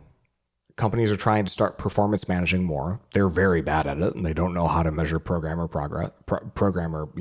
productivity. So they're probably going to buy software that tries to suss this kind of shit out based on research like this, which is going to lead to Inquisition-like tactics on both sides to either fire people or to avoid getting fired oneself, which going to lead to heavy blame culture and lots of just bad times all around. In an environment where most of the investor and executive class are thinking about how AI could let us get away with fewer developers entirely, yeah, it's going to be a tough job market out there for anyone who can't independently demonstrate value. You know, if you can't, demonstrate a return on investment through either your sunny disposition and ability to help people articulate their needs in a way that can turn into some kind of automated system, or your ability to crank shit out that works really well without too much fuss and without too much, mandatory collaboration. Like, look, there's been a lot of hay made over like, well, full stack developer is an unrealistic term, and like people should be allowed to focus on the things that they're passionate about, like only do the front end or only do the back end or only do this database stuff because like that's what they care about. But like my problem with that was always if there is a thing in the critical path to shipping software that I do not know how to do, I get uncomfortable. And I don't get uncomfortable because I want to know everything or because I'm a control freak. I get uncomfortable because I don't fucking trust anyone. Like, if I am willing to do everything but the database stuff, and for that I need a database person, what that means is I hope I'm fucking lucky enough to have somebody on my team who's good at database shit, right? And if I have somebody on my team who's good enough at database shit, and they have the time of day, and they like me, and they're willing to do that work, and they're willing to prioritize it in such a way that I get my shit done on a timeline and in a manner that reflects well on me by my bosses. Like, that's a lot of ifs. Now, if I add to that, like, oh, I also don't do CSS or whatever, and you start adding all of these slices in the critical path to delivering some meaningful vertical slice of software, then I'm effectively giving control over the results and outcomes of my work to randos on my team, or not on my team, in my organization. And maybe they don't even exist. Maybe no one likes doing that fucking grunt work, and we're all just playing hot potato with it. If you bristle at this full stack developer thing, if you don't feel comfortable taking a card off of the wall or an issue from step one all the way to step tested and deployed, if there's any single step in there that you're not comfortable with and you're not doing the work to get yourself comfortable with it, that's what I mean when I say like, those are the developers who need to worry about their employability. Like, because you're the one who's not able to demonstrate a return on investment. Somebody's looking at your salary and your fully loaded costs, and they can't see how you individually result in, either a multiplier of revenue or cost savings, organization-wide cost savings to the organization, then like you're going to be one of the names in the spreadsheet where that they're sorting to try to figure out who to lay off, right? Like, that's why again, I mentioned it at the top of the podcast. The overriding thing that drives how my brain works is trying not to get in trouble, and getting fired is pretty high on the getting in trouble list. And so, like, how do I not get fired? The answer is make myself so obnoxiously valuable that even the people who don't like me can't help but keep employing me. That's it. That's ball game. So anyway, I thought this Ghost Engineers thread was validating because it's something I believe in that, like, a lot of fucking programmers who get paid a lot of money are really goddamn bad at programming. And that's only to say that they don't program at all. So I assume that they're bad. There, I said it. I don't know, man. Like, this intersects with a lot of other shit, like the the push to bring in junior developers from diverse backgrounds from 2015 onward, colliding with the fact that, like, AI tools tend to be better used in experienced hands that have the knowledge and skill set to look at generated code and spot the bullshit and then fix it, as opposed to believe the bullshit and then try to deploy it and then have something bad happen. There's the deck is stacked against people who entered the industry more recently. But if you're driven to figure out each of these individual stages in the pipeline of deploying software, there's like you can use these tools to teach you how to be competent. There. All right. Well, speaking of LLMs, next story. Cal Patterson wrote, this was just a Hacker News bait. I'm sure that's probably where this came from. Building LLMs is probably not going to be a brilliant business, is the title of his post. It's not an article because it's on his homepage. It's not a piece, it's a post. Basically, the short version of this, LLMs are compared in this post to airlines. It is a bad industry structure that basically the deck is stacked against you to make a good profit for two big reasons, right? If you're an airline, it's because you have to buy your planes from either Boeing or Airbus. So the suppliers have lots of pricing control because there's lots of airlines, there's only two suppliers. And your consumers are super duper fickle and they're all just buying based on elastic pricing for the most part. So as soon as your prices go above whatever the lowest price is, and there's plenty of competitors who could enter the industry and actually just like subsidize tickets to try to get the ball rolling here and fill up planes initially. That means like some of your, competitors might literally be selling seats below cost. So as soon as you're profitable, somebody else could swoop in and start selling discount airline seats at such a low rate that you'll lose any quote unquote loyal customers. And if you do manage to overcome that through maybe really clever loyalty programs, that's why we see those, or the credit card tie-ins, or it's like, well, I'm a Delta person now because I got this particular credit card, and so I'm loyal for that reason, even though I always have to make these connections and I always seem to miss those connections. Even if you overcome and you manage to be profitable in spite of all that stuff, well then, whoever your rep at Boeing or Airbus is going to see your profitability in the Wall Street Journal, and they're going to say, "Oh, well, I guess we can just increase, your the whatever you pay for your next plane because we know you can afford it." And so now your margin is getting squeezed on the other side. It is a fundamentally not unfair but unfavorable industry structure. That's LLMs, people making foundational models that are super duper duper expensive to build. Like GPT-4o is many, many thousands of years of computer time, all running the same maker's chips. NVIDIA is the only game in town that can make these things that are competitive. So that means all these companies are competing for NVIDIA chips. So like same sort of thing, like all super supply constrained.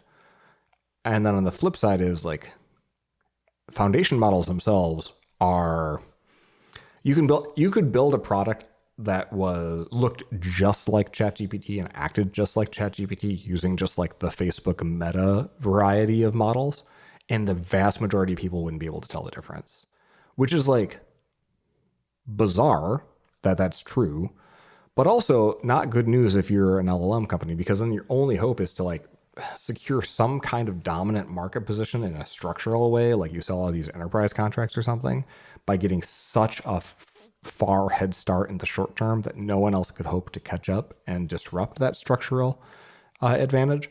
But like, we're nowhere near that yet, because people are all the time switching between Claude and ChatGPT and whatever Tom, Dick, and Harry, like, thing shows up in their feed, and then they click it into some random AI site. So that's a thing. That's possibly interesting, especially when we start thinking about OpenAI in particular, and the maneuver that Sam Altman is attempting in this latest funding round. So Altman, my understanding, layman understanding, just half reading, squinting a lot of really dull articles about this.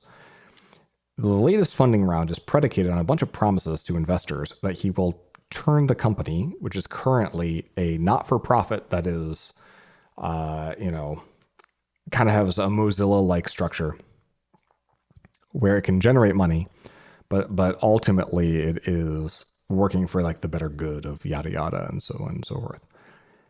But this latest round of investors are like, you will find a way to restructure this into a for-profit business, or we're walking and you're paying us back. So he needs to make it a for-profit company. But at the same time, he's got these that $10 billion from Microsoft, and mostly paid in the form of Azure credits, but like still a significant chunk of equity that is contingent on AGI getting reached, and probably the structure of which would work out better for Altman and for his ability to transfer this into a for-profit company if they reach AGI sooner, because that's what, predicated the Microsoft deal, is like when they reach AGI, then certain stipulations in that contract apparently happen. And so like everything here is fuzzy because none of this is literally public, right? It's only been reported out in bits and pieces. So Sam Altman's going around now at book deal, whatever the fucking conference of the week of the rich people is, with Andrew Ross Sorkin, who looks and sounds like I don't know, like what AI would probably make. It sounds like a name that AI would make and a person that AI would make if you just asked for like give me somebody who looks like a generic fucking intellectual smartass, like from a Sorkin show, right? I'm sorry if you're a fan of this guy. He just seems, I don't know him. I don't know his people. He just seems really fucking dull. Altman ultimately said, we are very, very close to AGI. It's closer than we think, but it's also not going to be a big deal effectively. And that like, he's the guy who taught us the phrase AGI. That is to say, like, artificial general intelligence is like, it's going to be like a human. It's going to be like really thinking, and he's saying we're going to get there really soon on current hardware even, but like to temper our expectations that like it's going to actually replace a bunch of jobs, even though like that it replace a bunch of jobs was like the original definition, like the majority of, I think, intellectual work or labor could be replaced by it. So clearly this is him moving the goalposts on what it means to ship AGI, and now he's moving it further to say, oh, well, what's next after that is super intelligence, right? Where it can make itself smarter. Anyway, there's a certain caginess here when you combine and layer on the fact that a lot of the whispers and hubbub and kind of like conversations around scaling these foundation models is sort of hitting a wall or a point of diminishing return, similar to like Moore's law slowed down, or the megahertz, race slowed down, and then we had to start doing other interesting shit to make the chips go faster beyond a certain point. there is now like the investment to make the chips go faster, so to speak, by adding reasoning and scoring and all sorts of and reinforcement stuff, to the products that we build on top of foundation models on one hand. But there's also just like the reality that like there's only so much electricity on the planet, and there's only so much data available that they haven't already been exposed to from which to train new parameters on. And so like the amount of money you would need to spend to generate the meaningful and realistic data that you would need to even use all of those very expensive NVIDIA chips to exert to consume all the electricity that you'd have to use. Like we're talking about like it becomes pretty quickly like one of those combinatorial problems where you realize the solution is you multiply all of the factors, and so it's like a factorial, right? As opposed to maybe a geometric curve or something. So not to say that I'm pessimistic that AI isn't going to be useful or something, because its economic value is been demonstrated, and with a few tweaks, you could build a whole generation of products that blow our pants off. But I am becoming skeptical that OpenAI isn't going to look like a hilarious bubble 5-10 years from now, right? That they had first mover advantage, and they got a lot of attention, they got a lot of funding. That funding came with a lot of strings, and then they weren't able to deliver. Is, I think, a very likely outcome, just based on where things are. Now, it's possible he gets some sort of structural advantage. It's possible, but it's harder and harder to see how that happens soon enough. They just don't have the inroads into enterprise. And the API layer is the closest they have to that, but every other foundation model just aped the API structure so quickly that like now the models are kind of already commodities. So good luck, have fun. I just sharing that because I don't want anyone for a minute to accept when OpenAI declares this is AGI, that means anything. That's marketing spin, potentially to get out of a contract with Microsoft so that they can satisfy a bunch of contracts with other investors by making it a for-profit company. There's a lot of machinations that have nothing to do with technology or progress or humanity, and everything to do with getting paid. Last bit of news, and this isn't news per se, but it's something that I liked a lot because I really resonated with me. So in ashore.io, I don't know what this website is. I clicked a link, and that must be how I got here. The article references a conversation between Jack Antonoff, whose name I don't know how to pronounce because I don't know who he is, other than he is apparently a music man, and Zane Lowe, whose name I do know how to pronounce because each of those names is one syllable. In it, Lowe asked him something or whatever. Oh yeah, it was about like giving up drugs.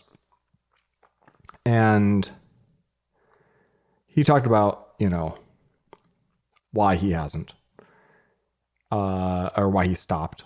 He says, the magic is when the magic is. The magic isn't when you're fucked up at 3 a.m. For me, the kind of music I'm writing, the kind of stories I'm telling, the magic is kind of right now. I feel like myself. I haven't been poisoned by the day yet.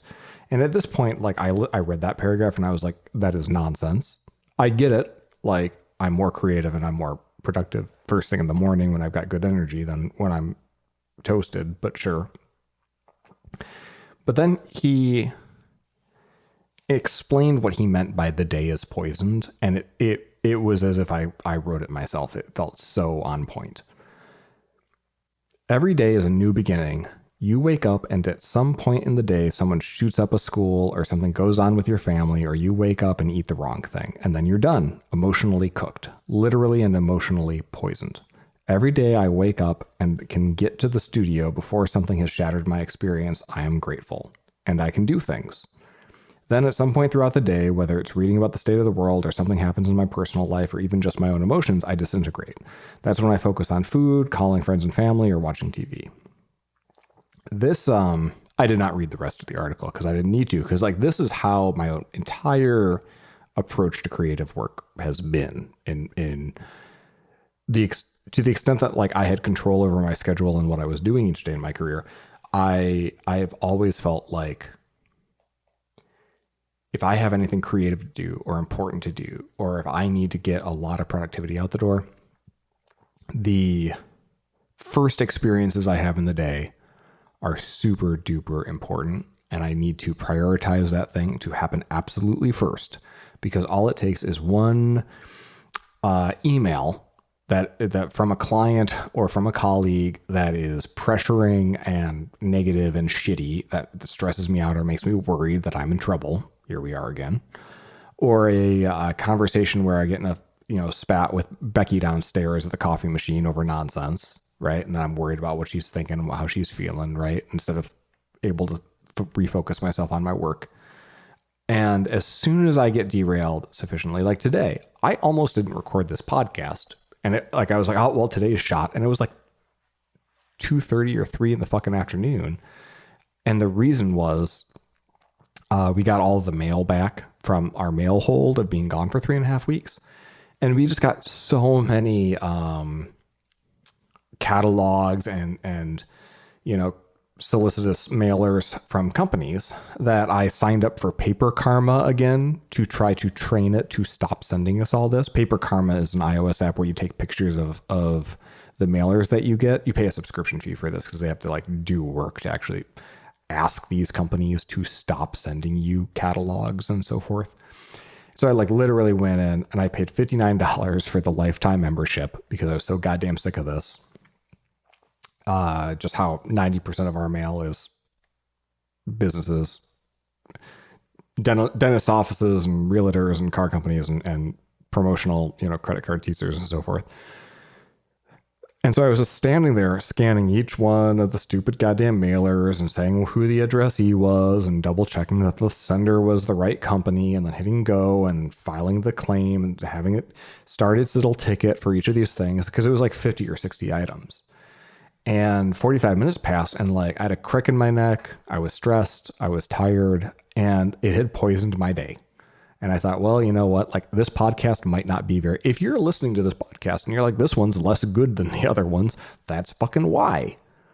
But then I thought to myself, it's like, well, I could either put this off until Sunday because I got plans tomorrow and go to bed knowing that that the one thing that I'd set out to do today, which was this podcast, was a failure, and then live with that and marinate in that all day tomorrow and probably be kind of like, generically unpleasant because we're hosting guests. I don't want that. I don't want today to be a failure. I want to overcome, but I also got this crick in my neck. So I did something I don't normally do at 3 p.m. and I went and I had a cherry cola. I got a can of diet cherry cola from the fridge and I thought, all right, I'm going to give myself a little treat. I have a little pep in my step. I'm going to hit reset on this day as best I can. And that is, I think, that's the next level of this. Maybe that's covered in the second half of this article. I don't know. Is figuring out as a really highly sensitive person, sounds like this fella is, I really am, where one little thing like that, one little pea at the bottom of the goddamn mattress pile that you lie on when you think up what you do for a living all day, when that can derail you, if whatever like the very tenuous thread from your brain to some brilliant conclusion is, it can be it's so sensitive to the wind. I get it. And that's how I've always been too. But the thing that I've been focused on over the last few years is to not literally give up as soon as, I find myself with that, the wind blowing that thread away and me having to reestablish that link. Like it is physically possible. It's just a pain in the ass and it's hard. And the quicker way to get to where I need to go, emotionally, is flush it, go and faff about and reload my email or Reddit or Twitter or just kind of do procedural bullshit tasks until it hits 5 o'clock, have dinner, have a drink, play some video games, wake up the next day before, well, like after, whatever toxins in my spinal column have been flushed by my dreaming about nonsense. And then waking up the next day and having a second crack at it. That is how I operated for years and have operated.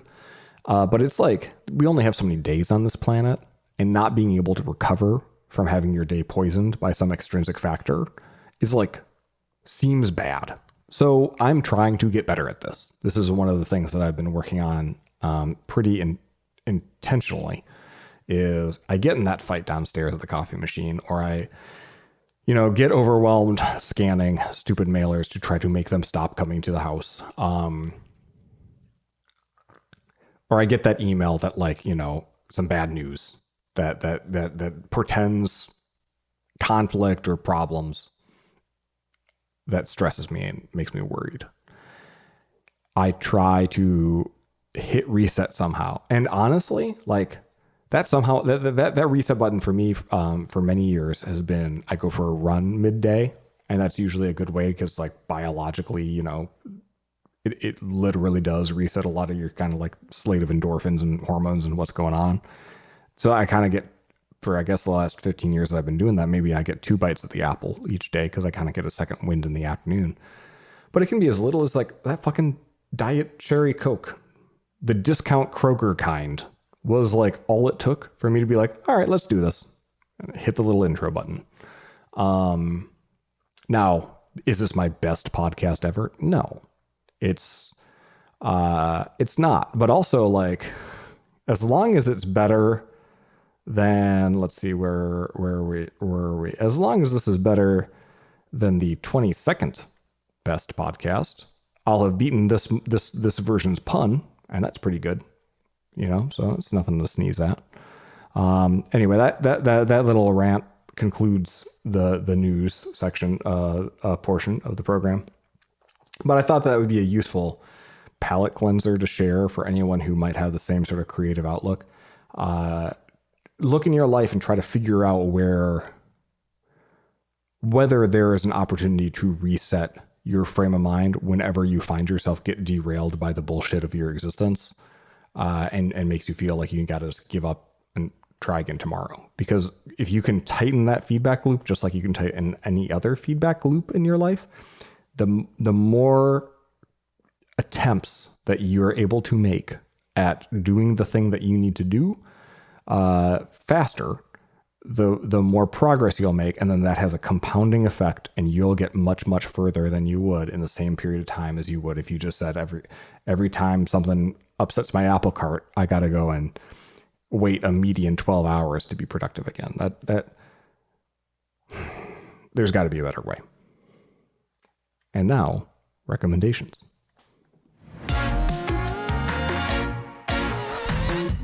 Spoiler alert, I don't have a lot of recommendations because I was traveling with nothing but a phone for a few weeks. And unless you want to hear about Japanese game shows and shit that I do enjoy watching, Topa Files, Thursdays at 9 p.m. on Hitere. That's a good one. But you probably don't want or need that right now. So just a few things. We saw Gladiator 2 in theaters, what turned out to be a week before it released in America. Already Denzel Washington's second biggest grossing film. Very good. I liked it. It actually continued the Gladiator story, and it was competent and enjoyable. So I had low expectations, but I love Ridley Scott. I don't love him as a person. I don't know shit about who he is. I just know that his movies make me feel like happy blockbuster movie vibes in a way that very few other, even blockbuster movie, clearly, if you look at America, Michael Bay has it for a lot of people. A lot of people apparently go into Michael Bay movies and then they walk out thinking, wow, I feel like I got out of that what a movie should be. And I don't have that for Michael Bay. But I walked out of Prometheus and I was like, that's pretty fucking rad. All right. And then I looked at the reviews and everyone's like, this is one of the worst movies ever made. And I was like, this is about space Jesus. Google that if you want to go down a rabbit hole. It was good. Gladiator 2 is good. I didn't play a lot of games. I had the GameSir G8 controller I'd talked about in a previous podcast actually broke on the plane home. Just stopped working all of a sudden, so I'm going to return it. But before it did, I was playing Wonder Project J for the Famicom, Super Famicom. There was a Nintendo 64 sequel, Wonder Project J2. Basically, like you control an android, but everything is indirect in the game. So like this android exists.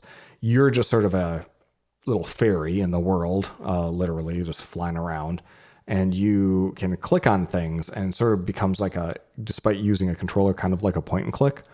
And your actions, you can actually either reward or slap the child android to positively and negatively reinforce what action it does with different items. Whether it's, so like if you want it to learn how to throw a ball, you can have it take a type of action on the ball. And if it just like, I don't know, throws it in the air instead of throwing it at a thing, then you slap the child. You just slap that bad behavior out of it. But if it throws the ball, then you praise the child, and you just keep doing the reinforcing things long enough that you can be fairly certain it's going to do the verb with the noun that you want it to do, and then you can solve riddles and puzzles and stuff. And it progresses like an adventure game otherwise. Is that fucked up? Yes. Is it also very unusual and interesting? Yes. So that's the first one was Japanese only. I remember the second one was in Nintendo Power, so it was at least marketed to the US. I'm not sure if it came out. So that was neat. I'll call that a recommendation if you want to slap some Android kids around. I also played like a lot of people, the Pokemon trading card game. It was very pushy about telling you that you could sign up for a 2-week subscription trial and get all of the benefits of their premium subscription for 2 weeks and cancel for free. So I did what I always do, which is like I sign up for the trial and then immediately like switch over to the settings app, go into subscriptions, and then cancel the trial immediately, knowing that I still get the next 2 weeks of it. And no fear of forgetting about it, right? And ending up paying a bunch of money to some in-app purchase game. But I collected just checking it twice a day, I collected like 200 out of the 220 Pokemans. Did a lot of the little solo battling, did a lot of the little missions. It's the only game I've seen develop as many little game loops, different types of activities. And this is all just you tapping on a phone and dealing with just trading cards. The number of ways that you can get dopamine scores in that game with very little learning, and this is like a 1.0 and they just released it at this level of maturity, is kind of unheard of. I think it's why it's been so successful. Like the level of complexity in the game loop design is like similar to Destiny 2, and that took them like 7-8 years to build up to, in terms of like the number of kind of routine chores that you go into every time you log into the app to potentially get a reward out of each of those game loops. So if you're interested in game design, I think the Pokemon trading card game on iOS is really interesting. And if you just want a dumb thing to click around on your phone and not necessarily have to pay money, also maybe check it out. Becky got me an early Christmas present that's coming tomorrow. It's a Steam Deck OLED. I resisted the siren call of getting a Steam Deck for a long time because I kept fooling myself into thinking that I could get like a cheap retro console thing from China, or I could run an emulator on my phone and have a good time. And it turns out like I just can't have a good time with those. And also I want to be able to have something around the house that I can play games on before 9 p.m. or 10 p.m. when I'm so tired that I don't really have the energy to intellectually engage with those games.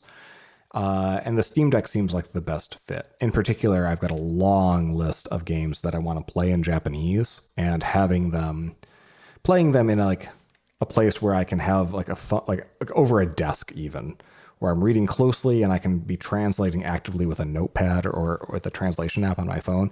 That's like really appealing to me, even as nerdy as that sounds.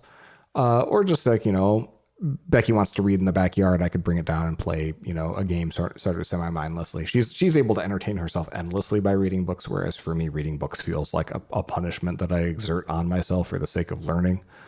So when she wants to read, I often just don't know what to do other than sit there and work next to her, which is, puts us on different wavelengths.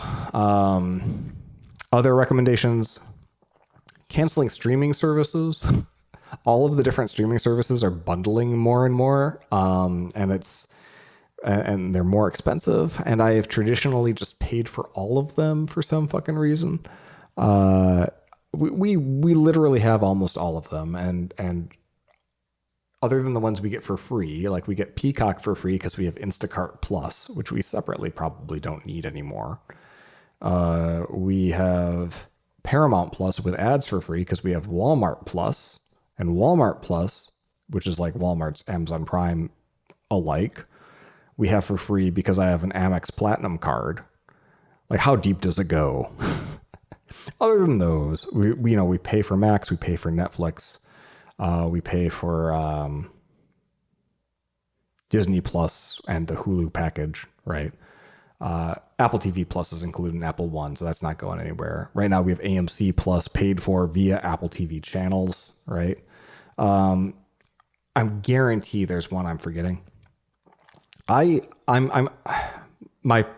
preemptive New Year's resolution is to start single tasking more and stop just bouncing between so many things all the time and or manically multitasking and watching a show while playing a game, which is a thing that I talk about doing quite a lot over here. I want to do that less so I can be a little bit more focused and present, a little bit less scatterbrained. If I'm going to be doing that, then that probably means I don't need to have 7 different streaming subscriptions simultaneously. So I'm cutting some, can't say cutting the cord, cutting some clouds.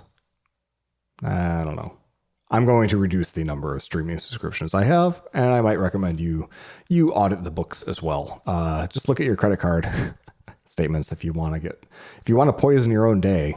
Just go ahead and read all the things that you're paying for without thinking about. All right, I'll try to do something entertaining enough to have a real recommendation next time around. Go see Gladiator 2. It was fine. You've got mail. The mailbag, if you're not familiar, is a bag of emails that you can actually yourself participate in by emailing me podcast@searles.co. Now, I don't know the exact metrics of how many people listen to this program, but I actually have Apple provides a decent amount of this that cannot be avoided every time you go into the connect thing where you had to adjust the RSS settings.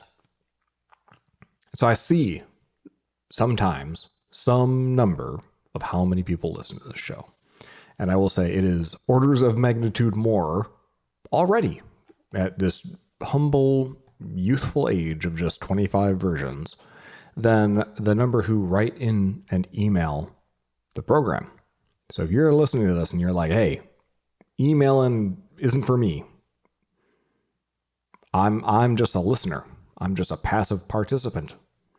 You got to know that deep down in my heart, every time I'll go a while without any emails at all, or no one seemingly reaching out, or just the same few people. I think, should I keep doing this? Should I just turn this into a conference call? That I have with the same fellas, same person who sends an email every week. We have a few people who send me an email pretty much every week. And that's great because I can chat with them. And I've actually gotten to know several listeners from banter and the back and forth and whatnot.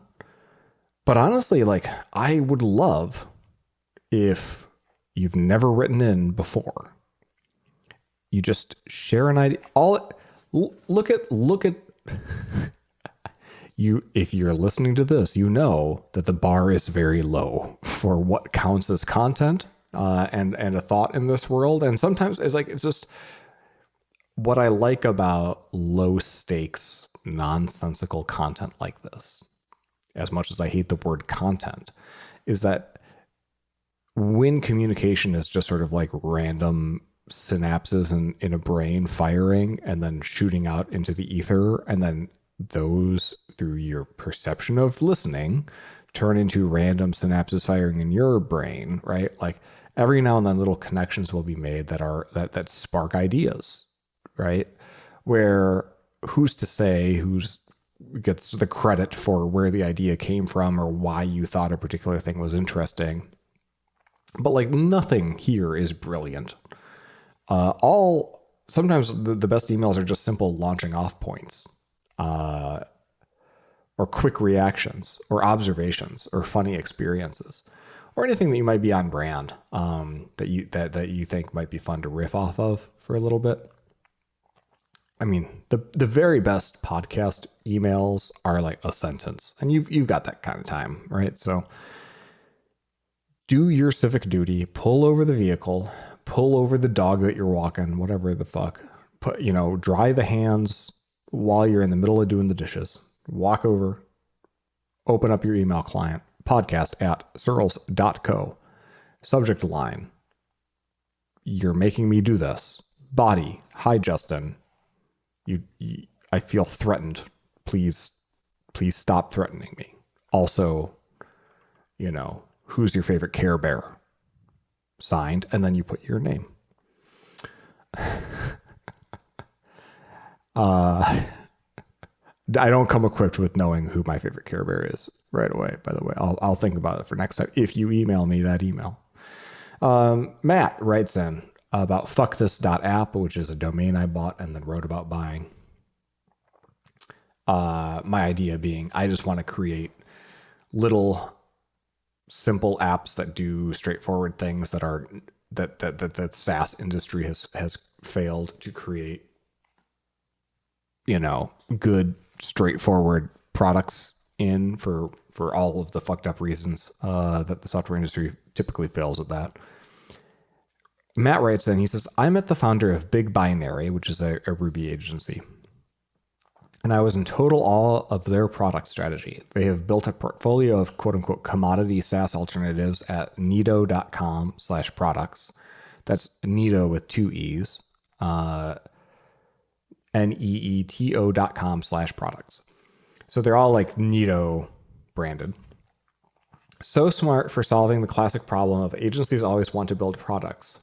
They onboard new engineers onto these products as a quote unquote safer place for juniors to learn before doing client work. And if you've never done this before, like the reason a product is safer is like the product is like probably, it works. It's passive. Like if something takes a little bit longer to do, that's fine, right? Because like as long as nothing's on fire, it just costs marginally more to spend more time on something. But if you're working as a consultant, you don't sell code being written, you sell expectations being met. And if you take too long, they'll just eventually fire you, maybe, right? So if you're a junior developer and your code isn't good enough or you take too long, like you're in a hostile environment, right? And this is one reason why I was always extremely resistant to people pushing me to hire less experienced or incompetent levels of people for the sake of, especially in the late 2010s, like achieving DEI goals, right? Like lots and lots of pressure. It's like, oh, you guys are just a bunch of white guys. And like, well, all right, well, we typically only hire people with 10 years plus experience because here's what we're going for is people who can go into extremely complicated organizations dealing with legacy code and stuff that like typically requires there's an absurd amount of pattern recognition that only comes through years and years and years of hard fought experience. And yeah, like because of how attrition works, there's only so many of those people available. And yeah, they tend to look like the people who were in the industry 10 to 15 years ago. So like, yeah, that's a systemic problem. But the solution can't be hire somebody who's inexperienced and throw them into the lion's den, knowing that they are unqualified and more likely to fail. All that's doing is creating a disproportionate amount of suffering among the people that you are purportedly trying to help. And so then I'd say that, and then they'd say, well, then fundamentally change your business model. I'm like, well, that's unfortunately for me, I only know how to do this one thing. Me being a one-trick pony is like, you know, a big part of my identity as an entrepreneur. Because scaling up the business was really just, from my perspective, and the degree to which I participated in that was really just do the things that I'm good at and find other people good at those things and identify the problems. And just, it was just peanut butter and chocolate of like, identify clients with this set of very hard problems and identify people who share my passions and abilities to address and meet those needs. As soon as I strayed very far away from that, I became just a pundit, really. Anyway, back to Matt's email. Safer place to work. They get experience building all kinds of common application features, taps into existing product categories and market demand instead of trying to invent the next big thing. So a fixed feature set so they can be considered done with the product and then switch into maintenance mode.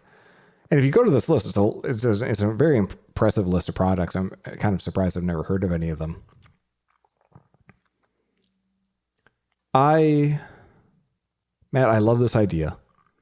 I love this idea for any agency with the patience to hire junior developers and train them and mentor them, right? Like that's a lot of work too, right? Like they're going to struggle on this sometimes. You know, the definition of junior, right, is relative. So like maybe these are actually like mid-level in more absolute terms. Maybe they have 4 years experience instead of 10, right? And so they just need kind of like to fully finish launching as an independently competent consultant. But in my experience, agencies that do this sort of thing woefully underestimate the amount of administrative and mentorship teaching training that like has to happen with this sort of thing to be successful, unless they screen for drive really well and make sure that they only hire people who are highly motivated to like be goddamn operators and get shit done, or the apprenticeship program, or the sort of like, you know, like as it's kind of framed here, this training ground has some sort of systemic design built in where if you like, let's say, okay, so suppose here's a way you could structure this and have it not be a goddamn quagmire. You could say, hey, we want a product that scans receipts, and we want to be able to charge $10 a month for it and do these things and exhibit all these 15 traits. We'll provide you with like some amount of support and help if you ask questions, if you're proactive about it. And we'll pay you, call it a $20,000 bounty to do this. And so like our expectation is it's going to take, like, tell them what their idealized salary would be and then prorate that to be like, we think this takes about 3 months for somebody at your experience level. Do you think that's fair? Yes, no. Okay, if yes, then we're going to pay a bounty of $20,000 upon completion, or maybe half up front and half at the end. Now, some number of programmers that interview really well will just like fucking ghost, right? Like they'll work on it, and then like they'll just stop making forward progress. And then if they were just salary, then it would have to be somebody else's job in the organization to babysit that person, put them on a PIP, try to like figure out why aren't they motivated sufficiently, what kind of support can we provide them, and all these sorts of things that are fundamentally matters of drive and intrinsic motivation typically, or environmental stuff. But like a lot of that, it's hard to factor in when you're fully remote. Like if you can't work fully remotely in a fully remote organization, like, and granted, I don't know if big binary isn't or isn't, but like whatever amount of support is necessary, you know, no amount of being told, all right, now do the next thing, and this sort of babysitting mode is going to necessarily be an indicator of success down the road when it comes to being a consultant, because you kind of have to be the squeaky wheel in order to be effective.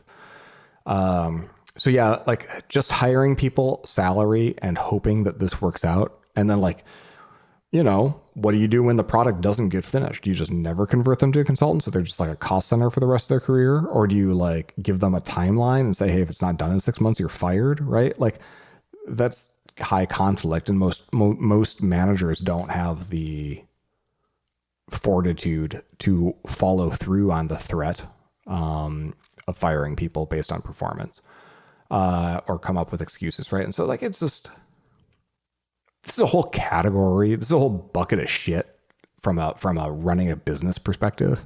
It's like, why are we making it more complicated when we could just not hire junior developers? Like, even if this whole cockamamie plan is super duper successful, now I've got all these goddamn products that all have security. Like, they all got a gem file, they all got a yarn or an npm package JSON, they all got builds. They're probably all using some smattering of different dependencies. All of those things have security vulnerabilities and have to be updated on a regular basis to make sure that we're not, fucking up user data. Oh, GDPR happened. Now I got to go and figure out how to adjust all of these applications for Europe's new privacy regulations.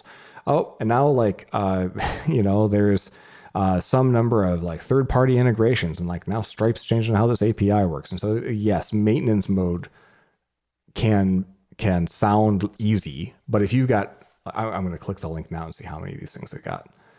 They've got 1, 2, 3, like 11 or 12 in flight and 11 or 12 launched. Like, if these have real customers and they're generating real revenue, then maintenance mode can be still profitable, right? You have some new person on it and do the marginal feature.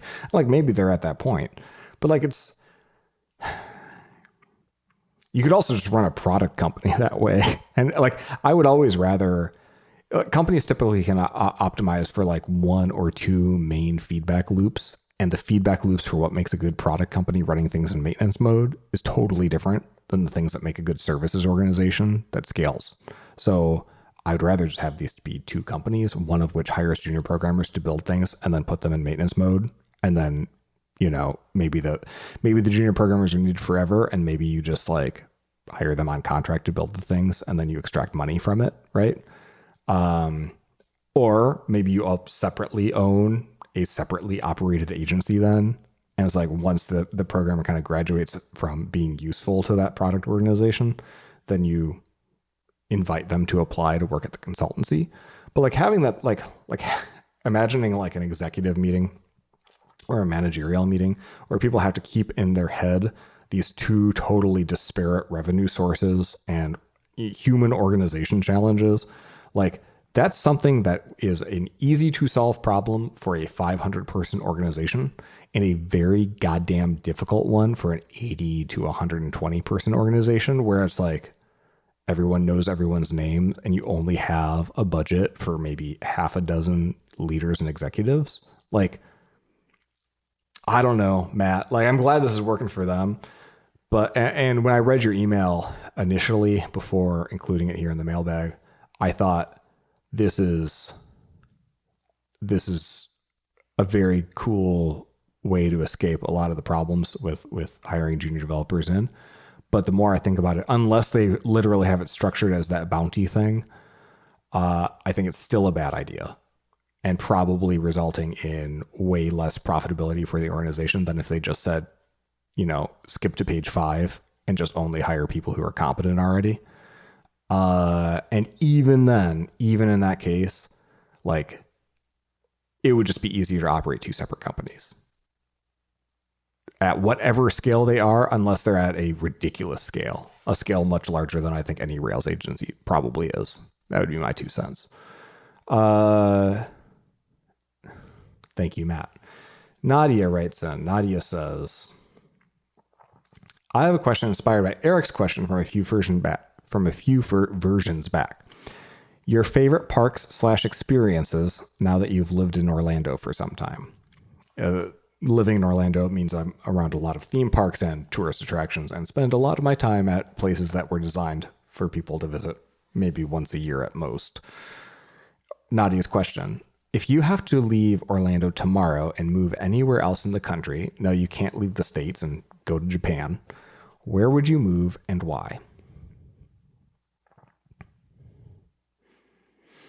The closest analog to Orlando is Vegas, but I could never imagine wanting to be in Vegas for more than 2 or 3 days. Just like I'm sure a lot of people couldn't imagine wanting to be in Orlando for more than a week, especially theme park Orlando. It's a big city. I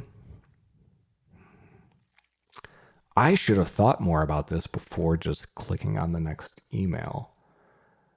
I'll be totally honest. I think that like one of the reasons I live in theme park Orlando is as a way to get me out of the house because I want to make friends. I want to make friends that share a geography, right? So like a lot of my friends right now are just scattered across the world, which is unhelpful if I want to get a dinner party together. And to make friends outside of tech, which is difficult if you only know people through work, which was the case in Ohio, or would be the case if I lived in a tech center city, probably. So I wanted to meet people here who are like non-tech people. That was the two main goals of living in Orlando. However, I could be 1,000% super content living in a cottage on Lake Superior, never talking to any fucking person other than my wife, right? And just like barely leaving the house and just like making our own food every day, you know, like just cooking every day, not really going out and just like doing shit like this and programming and recording podcasts and just entertaining myself, right? I could do that endlessly until I died and be totally content. And so, to be honest, living in Orlando is an exercise in pushing myself out of my comfort zone by being in one of the most comfortable places in the planet. Where the service is great, where everything's super entertaining, where there's new and novel experiences all the time. And yeah, it's expensive, but it's a way, it's those enticements are what get me out the door and be sufficiently incentivized to go and just do the hard work, which is play sports like tennis and golf and make friends who are different from me, right? Who have different beliefs and different technical backgrounds. And to be more social, because I'm typically just not that social, or at least not by default. So I think my answer would probably be I would just say, fuck it, and go and some place where I could have a cool cabin on water, right? Probably someplace cooler. I don't love that it's so hot here, especially in the summer. I'd probably ideally split time, right? Having that summer home in, I don't know, Maine, and somewhere in the winter that is a little bit less intense. Thank you, Nadia, for writing in. Let's see what else we have time for. I have an anonymous one here. It's real short. It's real short. I like a short. I like a short email. You can also write them anonymously, like this anonymous person has. AI agents. Now that is using AI that is then automating a system, right? Like imagine like you tell a computer, hey, write this email for me, and it opens your email client, writes an email, and hits send for you. AI agents make me think of Aaron Sorkin's line in Steve Jobs, I play the orchestra. So Steve Jobs is defending himself in this scene with, so it's played by Fassbender, defending himself when attacked or confronted by Steve Wozniak, played by Seth Rogen. And he's like, you are the first chair violinist and you're very, very good at playing your instrument, but I don't play an instrument. I play the orchestra. And it's a big, impactful moment in the film. And I think sometimes about that the hard thing about programming computers at some point changed from being really, really good as that, you know, that individual contributor, like that first chair violinist, like literally soldering or like low level programming, right? Or like really hard, complex algorithm design in the 70s, 80s, to a lesser extent, the 90s. But by the time we hit the web revolution and the 2000s, very, very, like our tools for packaging up libraries and distributing dependencies and then consuming those dependencies and our ability to like integrate with third-party services allowed the vast majority of economic activity around software to first of all, become much more complex and even, just nickel and dime applications be able to have much broader feature sets because they're able to pull in all this stuff. But through that added complexity, the nature of that complexity shifted up several layers from being the hard thing about software is being really good at algorithms and expressing them in unexpressive languages like assembly, to instead organizing information through just, how to thoughtfully name and organize in a discoverable and sensible and comprehensible way thousands of data models that map to database tables, right? And how to map those to HTTP actions and controllers, right? And how to navigate that complexity when you have to go in and surgically alter one feature, or how 500 features all maybe filter, query parameters, right? Like how to make broad-based changes, how to make thin tactical changes, how to make system level changes in terms of maybe how the test suite runs or something. Like those larger scale things are actually all about, whether it's organizing information and naming, or whether it's about, it's about navigating bigger complexity of our own creation in terms of organizing this just glob of code, whether it's one monolithic app or maybe multiple services that are kind of floating around in the ether and all registered and deployed to different places.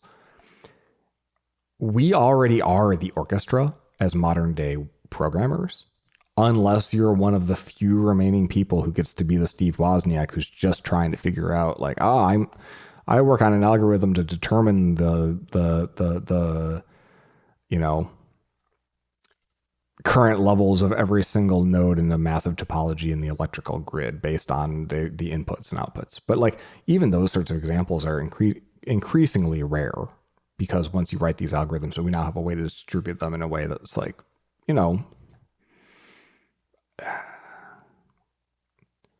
just very few companies ever have to solve anything like that. And if they do, they very often just solve it once, maybe solve one of them. And maybe it's like a 2-month pain in the ass, and then they never think about it again. Everything after that is just like organizing code and marshaling the communication about that organization of code and how to change it safely. That's the rest of the whole drawing the owl. So I was already there and thinking that like a modern day programmer is the more Steve Jobs, like I play the orchestra. Like you have to see the forest for the trees effectively to be good at this now.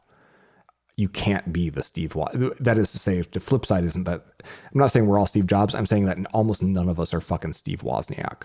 We're almost all here several layers up the stack compared to Wozniak. To the point where if he showed up in a job now with that same disposition and expectation of what he'd be doing every day, he probably wouldn't be very good. And it's why like a lot of the like stereotypical probably kids who were nerds, who are really like, antisocial and maybe really intellectual and really, really smart, but like, needed to focus on one thing and didn't want to talk to anybody, right? Like they would get typecast as, oh, you'd be such a good programmer someday. But then like 20 years pass and then they become adults and then they go into the workforce and suddenly like they're actually significantly less useful than the Big Bang Theory show might have suggested that they would be, based on an outmoded idea of what an ideal programmer looks like. AI agents wouldn't make programmers the new orchestra. I mean, they would play the orchestra conductor, right? Like, because I think we're already there in a sense, but it would pop the stack further, right? And if you're saying, hey, give me these 4 or 5 components, organize them such and such a way, that is indeed pulling you up a couple levels up. I keep saying up the stack, but really like, a higher level of abstraction. And so, yeah, it's an interesting way to think about it. It's interesting because it makes one wonder, what is the next layer of unintended consequences on top of where we currently are that's going to find a way to consume even more human capital than where we are today, which itself seems really fucking wasteful because tech companies need 10 times as many software developers as they used to, and they sure seem to get a lot less done. What about this next mode of existence is going to create a shitload of waste that's going to end up distracting all of us, and requiring us to hire a whole bunch of people? That I'm curious about, right? Until we think up on agents directing agents. Mike writes in, have you ever considered pushing strength training really hard and getting really big or anything? No. I never thought about it. Never came to mind. Strength training is the thing I do so that when I push on doors when it's cold outside, my shoulders don't get impinged and hurt. Strength training is the thing I do so that I can eat more calories because my basal metabolic level is higher. So I don't know. When you grow up being a fat kid, the last thing I could ever imagine wanting to be is bigger. I just associate being bigger. When I see guys who are like really, really jacked to the point where their bodies are inches wider than they'd otherwise be, I just think of growing up and not fitting in a seat and how embarrassed I felt by that. Right? Or I when I see guys who are just like really, really bulky, to the point where like maybe they're immobile and can't turn their head the whole way around, right? I just remember, in high school looking down, not being able to see my toes unless I leaned forward, and how uncomfortable I was getting in and out of the car, and that, why would I desire that? Flip side is like, should I be doing yoga and becoming like the most mobile, agile person in the world? Like maybe, but I shoot for just a functional kind of like basic balance where I feel relatively healthy. I'm able to do most of the things I want to do. I'm able to eat the foods I want to eat because I enjoy eating food. But I don't have any particular. I want to be able to play golf, which means like getting over some like back pain, back mobility stuff that is probably in large part caused by my history of morbid obesity in childhood. But yeah, pushing strength training harder just to get really big. Like this whole thing with men wanting to be big, like apparently that experience just unwrote that fucking, genetic imperative in my brain. I do not know why you'd want to be bigger. If I wanted to fuck somebody up, I would do it via resourcefulness and agility rather than raw strength. Or if it was Skyrim, I would just always go for the bow because the bow and arrow is just, it's really OP. Other than that, why would you want to be big?